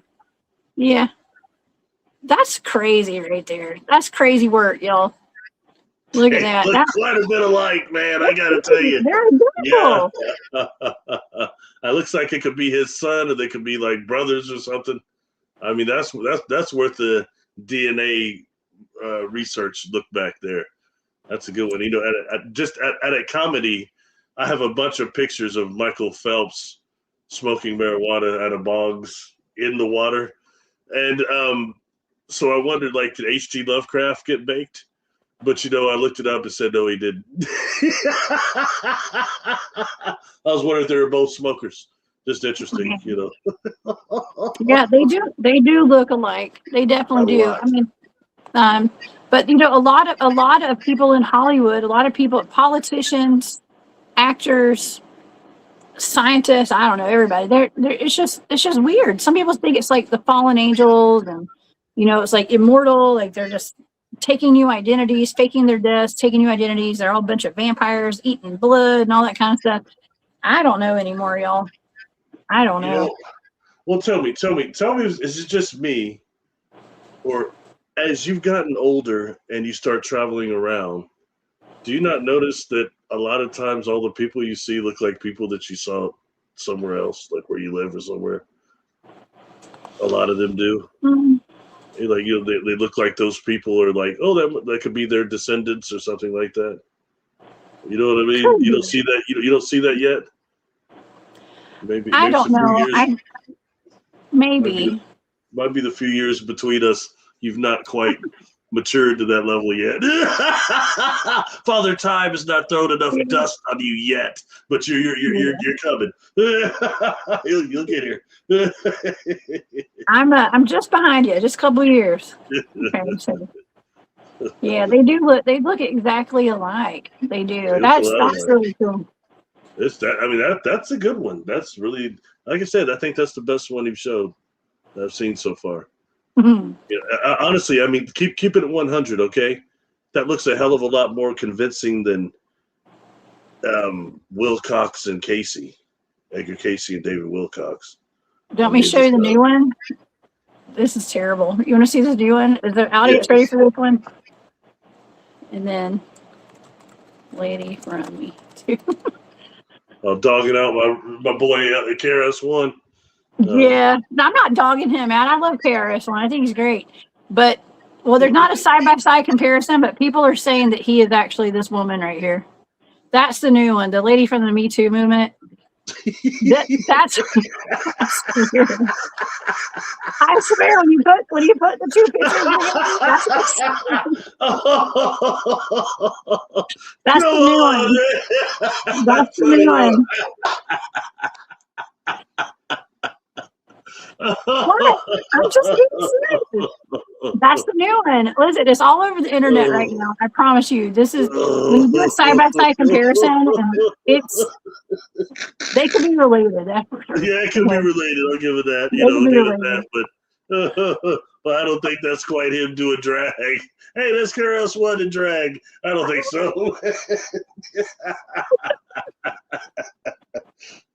He was one of my favorite rappers, man. And keeping it 100, he's absolute genius. He is very genius. The brother's extremely intelligent. And he was one of the few people that would send me to the dictionary. Okay? I got a pretty good vocabulary. That brother sent me to the dictionary a couple times. And believe it or not, 2 other people that did. Captain Picard sent me there a couple times. And then, believe it or not, once or twice, but it was not while he was in court, Judge Mathis, before he started clowning, when he was still like the kind of the cool Mo D judge back when he first came out. He's got a pretty good vocabulary on him. Not bad at all. Mm-hmm. Oh yeah. Anyway. Yeah. Everybody knows some KRS songs. That Sound of the Police song. Everybody knows that one. Okay. But anyways. Look, no shade to anybody, y'all. I'm not saying that I thought that. That's just what's going on the internet right now. Okay. And they do have a similarity to them. Their faces do look alike. Okay. What do you think? KRS means Chris? You think it's Christina? I don't think so, man. I don't think so. Yeah. Hey, you never know these days. Okay, just saying. To be fair, you never know. Okay. So but anyways. They say the bridge is over. So the bridge is over. One of his best cuts. Anyway. Yeah, we'll do. Listen, I mean, I could do a whole other show just on these lookalikes and stuff, and the clones, the vampires, whatever you want to call them. I can do it, and I probably will do another show. It's actually one of my favorite. I love those things. I love looking at this. I still haven't completely figured it out, but I do think that there's a bunch of actors playing roles. Oh, there's one more thing. Okay, I keep saying there's one more thing. I was going to say Truman Show, right? I am convinced. Truman? What? The Truman Show. Yeah, I'm hearing an echo, I think, from your microphone, kind of over there a little bit. Okay. Okay, so the Truman Show. So I'm thinking, thank you, Barry. So the Truman Show is where Jim Carrey plays that role where like he's living his everyday life, and then he starts noticing that things are weird, kind of nothing's weird for his whole life, and then all of a sudden he starts realizing that people are kind of fake. They're doing advertisements around him, and they're always he starts waking up, just like the Great Awakening, right? Like we start waking up. We notice that everything around us is fake, right? The people around us, the entertainment we're shoved down our throats, everything's fake. And I think that's part of the awakening process, is seeing that there are actors playing roles, and there's even actors that's on a macro level, but on a micro level, there could be people in your life that are playing roles, and you are living in a real Truman Show. It's called the Truman Show. And there's this rip that has shown up in the sky. Have you heard about this, Barry? These tears in the sky and rips. No, I don't think so. All right, I've got a couple of them, and I'm just going to show this. Well, I don't know if I show. Here's one of them right here. This came out of last year.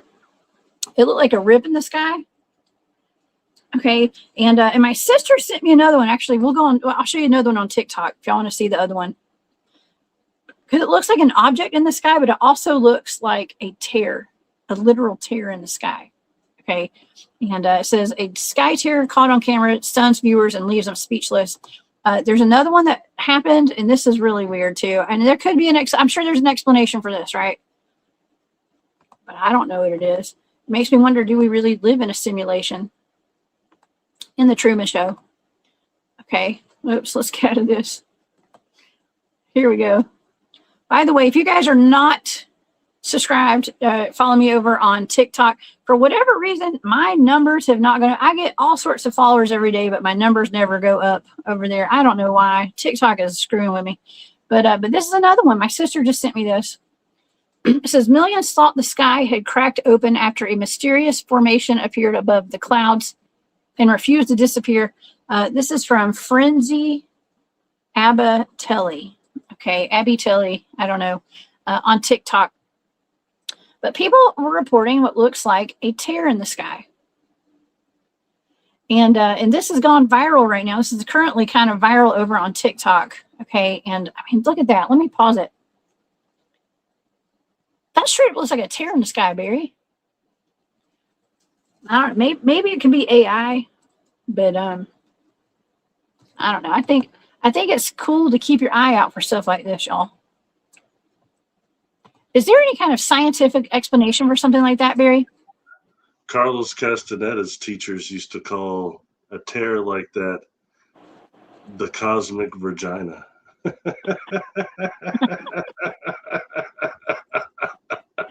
You know, in reality, when you start dealing with, can't say if those are real, but in reality, when you do have these tears in reality and tears between dimensions, tears between universes.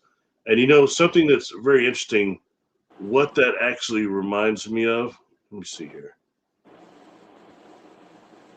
And this is something I'm not sure, I never gave it to you as a target, but it's something that I do believe is legit. Could this be part of Project Bluebeam or something too? Sure. Can you see that? Yes. Here, let me take this down, and then we'll pull yours up. Oh. It reminds me of this. Do you know what this is? This is the ship that Dr. Jonathan Reed, he just did a show with my friend Soretta Antaria. But you know, he's the one that hit the alien and hid it in his freezer, and the government took it or whatever. But that's the craft that he supposedly took a picture of. And to me, I do not think that is a craft as much as that is a rip in between dimensions. And I believe that thing was using that coming in and out of it. I don't believe it was a ship. Now, when you start getting things that are tears between dimensions, what they look like over on this side, you know, who knows? They could even function as perhaps a ship type of way. But I believe that's a fabric tear between realities right there, between dimensions. And what you just showed, whether fake or not, that's what that reminds me of. And you know what's something worth knowing about this is that when you start having rips like that, it creates, like, think about fault lines. You know, they have that effect, these cracks that make more in our reality. Maybe thinner, maybe smaller, but to go away from that actual aperture itself. Make cracks in our reality. All sorts of stuff can slip through. You know what I mean? Yeah. Whoa, that's interesting. Right when I saw that, I was thinking Vanta Black too, and several people in the chat just put that in there, Vanta Black, and that's what I was seeing when I first saw that. But I mean, it's the color of Vanta Black. Agreed. It is. Do you know what the extraterrestrial look like I'm talking about? Yes. Well, see, that's something that I was going to compare that James Franco thing to. It's almost like he was. I'm not saying he had an alien in his freezer because he said that but it was something in his garage. That's like Jonathan Reed. He put that alien in his freezer in his garage, right? And then it started, and then he started hearing it banging around in there. It wasn't dead. He thought it was dead. It wasn't dead. It was in like stasis for a few days or something, regenerating itself. It was knocked out cold. And you know, something that always something that always really interested me about that whole thing is that suit that it has on and the way he described the suit. And he described the suit as being self-repairing when he tried to cut a piece of it. And also when the being regained consciousness, told him that it was so sorry about his dog. He said, but when it came up barking on him, the suit reacted and tried to kill the dog. And the suit was self-reactive, self-defensive. So, when you start dealing with those type of metamaterials that these ships are, that these beings, that these civilizations are dealing with, I dealt with those blue beings, said they're from Andromeda, that had these little blue racing looking suits on. They were blue, the suits were blue, and they had these lighter blue, almost white racing stripes going down them on the legs and the arms. And they were telling me telepathically that these wands that they had were connected. They had these fiber optics on them, and the crystals on them were connected to those, like the part of those suits, and that those were symbiotically connected to the craft, and that's how that whole thing worked as far as conscious sentience goes. So I took very much interest in what he said about those suits. And mind you, when this happened to me was before this guy ever came forward. You know what I mean? So I'm always looking for similarities. Anyway, I believe he named that creature Freddy. Yeah. Freddy. He had a name. Now, this is just a warning. I know we've already shown the picture, but it does have a little white meat. That's what we call that, white meat. Whenever you hit your head, yeah. It's like the pink, how we call it. I remember when my nephew cut his head. This is for entertainment purposes only, y'all. And but when my nephew he cut his head at our swimming pool back when he was really little, and like the white meat, you know what I mean? The white meat was coming out, and I was panicked. I couldn't remember the number to 911, Barry. I was like, I got to call 911. I was like, I don't know the number. Because I was so freaked out by what I was looking at on my nephew, and it was crazy. I'm not as bad now about that. Yeah. The white meat. Okay. And that's what's on that alien's head. Whatever happened with that alien anyways? He said the government took it. Came and seized it. But he said that the thing was still telepathically communicating with him after that. Now, I have a question. Would you be interested in maybe talking to him, interviewing him? I would love to. Absolutely. Yeah, I'll talk to Soul. Yeah. You've met Soul now, right? You guys did a show together, I think. We did a show, yes, briefly. Over on yes, we did a show. Yeah, it was a while back. We did. But yes, she's lovely. I really like her. She's cool. She's cool. She's very gifted too. Quite gifted. So yeah, I'll holler at her because I think they're pretty good friends. So maybe set that up. Eventually, I'm gonna get my testicular fortitude. And I'm gonna have a guest on my little live. Somebody besides you, I think, at least one time. I'm gonna get my testicular up right now. Get them swinging to the left and swinging to the right. Oh, don't. That's AC/DC. Don't want to play that out in the woods, do you? Get beat down by some Sasquatch. They don't like big balls. No, you've got enough experience now, Barry. You're gonna do great. I promise. You do. You're gonna do great. Yes. Oh, thanks. You'll do awesome. You know how to do it. You know what you're doing. And let's see. Gorgon says Freddy looks like those mummies from Peru. That's true. He kind of does, actually. True, isn't it? Yeah. Yeah. I never thought about that. Wow, that is kind of true. She mentioned that.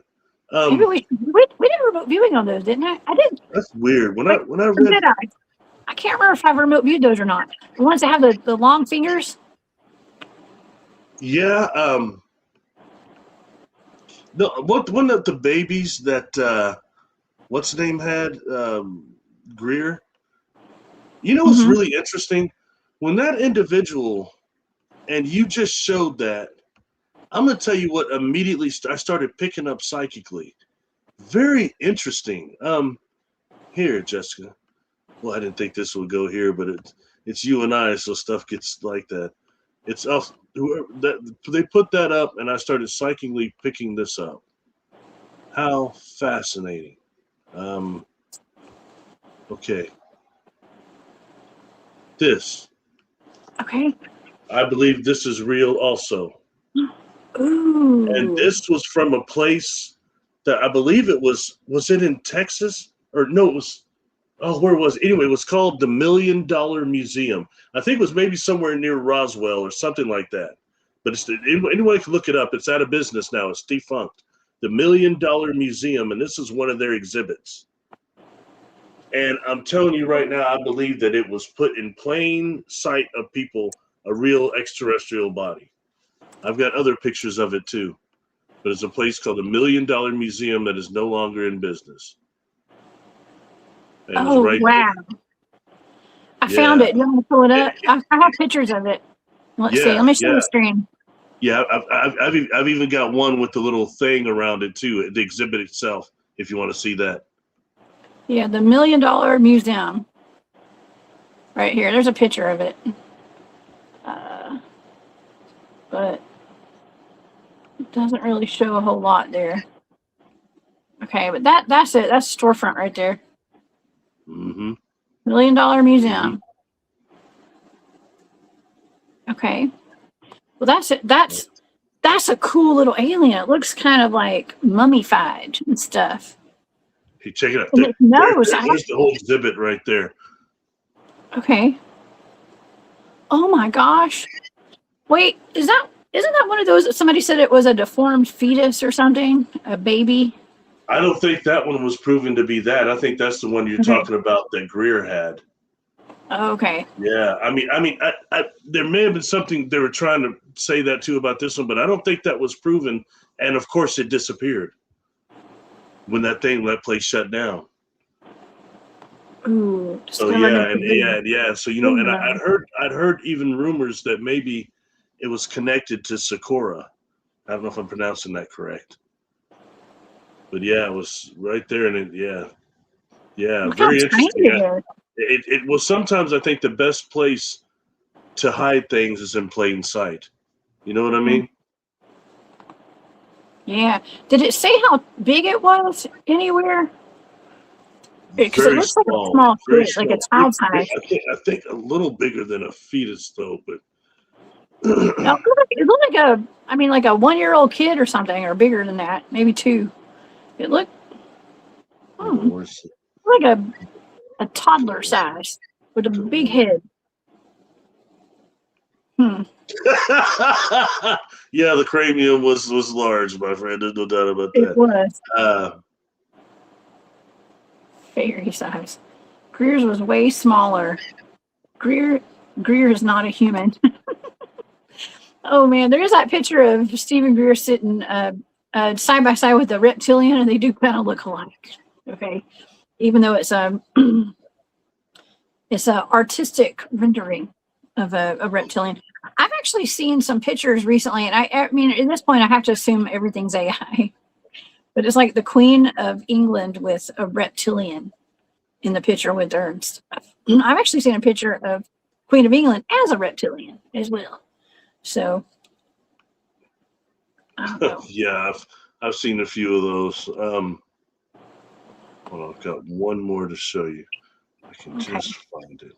We're gonna get some more alien. Is it another alien picture? No, it's just a close up of that one. Here it is. Oh.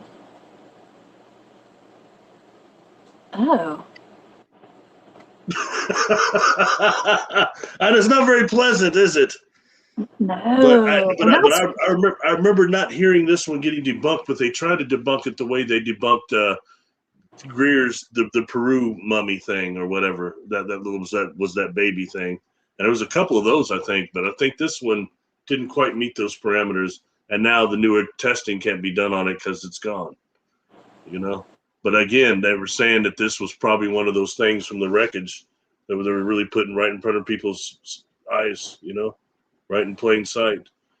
Could be, could be not. We'll never know though, will we? Well, that nasal cavity right there? I mean, the ETs that they usually show us don't seem to have any kind of nasal cavity, right? Or like nose. But that's not true for all of them. Yeah, I don't know. When you and I had done that autopsy, that alien autopsy I mentioned earlier, and the data you got showed it was real. And I wondered because I've been hearing things. And then they try to discredit it after that, but it's in blind sight that it came open. I had talked to one of those quote unquote whistleblowers. That's a name that's a term that's thrown around so easily now. And you never even see any of these people that are the whistleblowers. People claim to know. You don't see none of them. This individual is somebody that has been seen, but I'm not going to mention their name. But we talked about that film, and they were convinced that that one was real. And they claimed that when they're in the military, they saw several films that the Pentagon, whoever has, that are several of these beings being dissected from crash retrievals. And that's not too far away from what Robert Dean said and Clifford Stone. In my opinion, they're two of the biggest deceased whistleblowers I think there were. You know what I mean? Anyway, food for thought. Mm-hmm. I'm not saying it's true or false one way or the other, but it's good food for thought. It is. It is. Bonnie says Pedro the Mountain Mummy. That was one of my remote viewing targets. I did a whole show on that one. I think that was like a little person. I don't know if that was an ET. Is that the one? Okay, that's the one. Yeah. Pedro the Mountain Mummy. Yeah, that was I did a whole show on that for remote viewing, and yeah, it's in my playlist. I don't know. I think it was like a little person though. I don't think it was an ET, but I don't remember. I don't remember the data for that. I think so, and I believe the real genetic testing showed that too, didn't it? I guess so. I don't remember. It's been a long time. I've done a lot of targets, man. But that's a really cool one. I don't know. Thank you for sharing that with us, Barry. That's really cool. Oh, no problem. It's little stuff like that. Is these little clues we get that are kind of amongst the conspiracy and things that we get so often. I know. I just like seeing the real stuff. Ever since I was a kid, I just wanted to see the real stuff. I wanted a picture of a real Bigfoot. I wanted a picture of real ghosts. Like, I didn't want any of this fake stuff. I wanted the real stuff. And so you came through with that today. That's real, the real deal. And so, yeah. But anyways, man, this has been a great show today. We've covered way more than I was even thinking we would today. And yeah, that's why I like these Monday shows. They kind of cover everything, anything and everything. And so I think we succeeded today in that, Barry. So yeah, definitely. And like you said, a couple different things that makes it fun. And like it's cool we threw in some RV stuff because it was cryptid related. I think it's cool, little bonus spice, Oh yeah, we cover everything from the sea serpent, Sharknado looking thing. Actually, I came up with some really interesting names. I was like, Dragopus, the Dragopus, the Octo Dragon. I don't know. That's what I was looking for last night. The Sharktopus. Atomic Shark. Oh gosh, those movies, man. Oh my lord. That's the one dude from 90210 who's still gigging hard. What's his name? Ian Zarig. Steve Sanders, he's still gigging hard. He's Sharknado. What are they about? Sharknado number 4 by now. Those are interesting movies. Oh, they're terrible. They're horrible. It's amazing how many good actors pop up in it too. Shows you how hard it is to get gigs if you're in Hollywood right now. It's reality TV now. They don't need real actors. Exactly. What is this, Angela? Angela says, did you guys hear about Shasta being taken over? No, I have not. Who is it being taken over by? Heard about the huge conference they're having there in about a month. But... Yeah. Well, I think isn't Shasta where they had all those speakers set up that we talked about one day? There's a whole bunch of speakers that had been lined up around. I don't know. Maybe Carol and Jana did that show with me. But they had this mother and daughter were riding horses. They found all these speakers that were chanting like religious sermons and stuff. It was weird. Solar powered audio speakers everywhere. Hundreds of them. They said there were at least 200 of them. I want to say that was at Mount Shasta. So I don't know. We'll dig into that. I'll check that out for the show today. It was on there. Yeah. I will definitely check that out. Let's see. That's interesting. The Chinese speakers. That's right. They were made in China, probably. But let's see. And Colleen, hey Colleen, she says Mount Shasta is a holy mountain for some tribes. Yeah. Okay. Well, we'll get into that. I'll figure out what's getting taken over there, and we will we'll discuss it in the future. But anyways, in the meanwhile, man, we had talked about James Franco with his alien that he's got held hostage in his house. We've talked about Franco. We talked about we showed the man getting attacked by the bison and getting locked. How high do you think? How much air did he catch, Barry? Isn't that like 10 feet in the air, something like that? About 10 feet to me. Yeah, it's as good as any of those rodeos that whatever you call the guys that run around that out there to distract the bulls. He got hit as good as any of them. And none of that looks fun. That's straight up a bison. He's lucky to still be alive, in my opinion. Seriously, Oh, yeah. Yeah, we also talked about the Bigfoot that is on display up in Syracuse that is 50-something% Neanderthal human. Okay. And so we got that as well. I don't know, y'all, it was a great show today, Barry.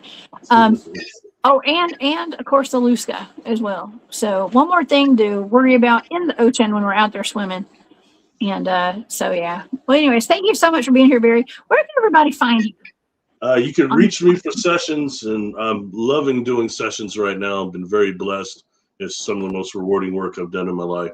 You can reach me at barrylittleton13@gmail.com. I do hypnosis, several different modalities. I do readings too, counseling, negative identity dissolvement. Also, you can reach me or find me on YouTube under Barry Littleton. Please subscribe, share the videos, Patreon, Barry Littleton, and good old Instagram under Barry Littleton. You're getting a little frustrated with Instagram, though. It used to be a lot of paranormal stuff comes through. Now it's becoming booty central again. If you click one of those, you're in trouble. And make sure not to click, man. Good Lord, man, you're screwed. Just one time, you're done. You told on yourself, Barry. You told on yourself. No, I try not to. I'm just a bachelor guy, man. I got big old eyes too, but I try to ignore that stuff, man. Temptation. Instagram must have ruined a lot of marriages. I can only imagine. Probably more than MySpace. I know MySpace used to kill some marriages. Anyway. Oh my gosh. Oh man. Carl wants to know, should I get a cool nickname like Snake the Bigfoot Hunter has? Yes. I don't know.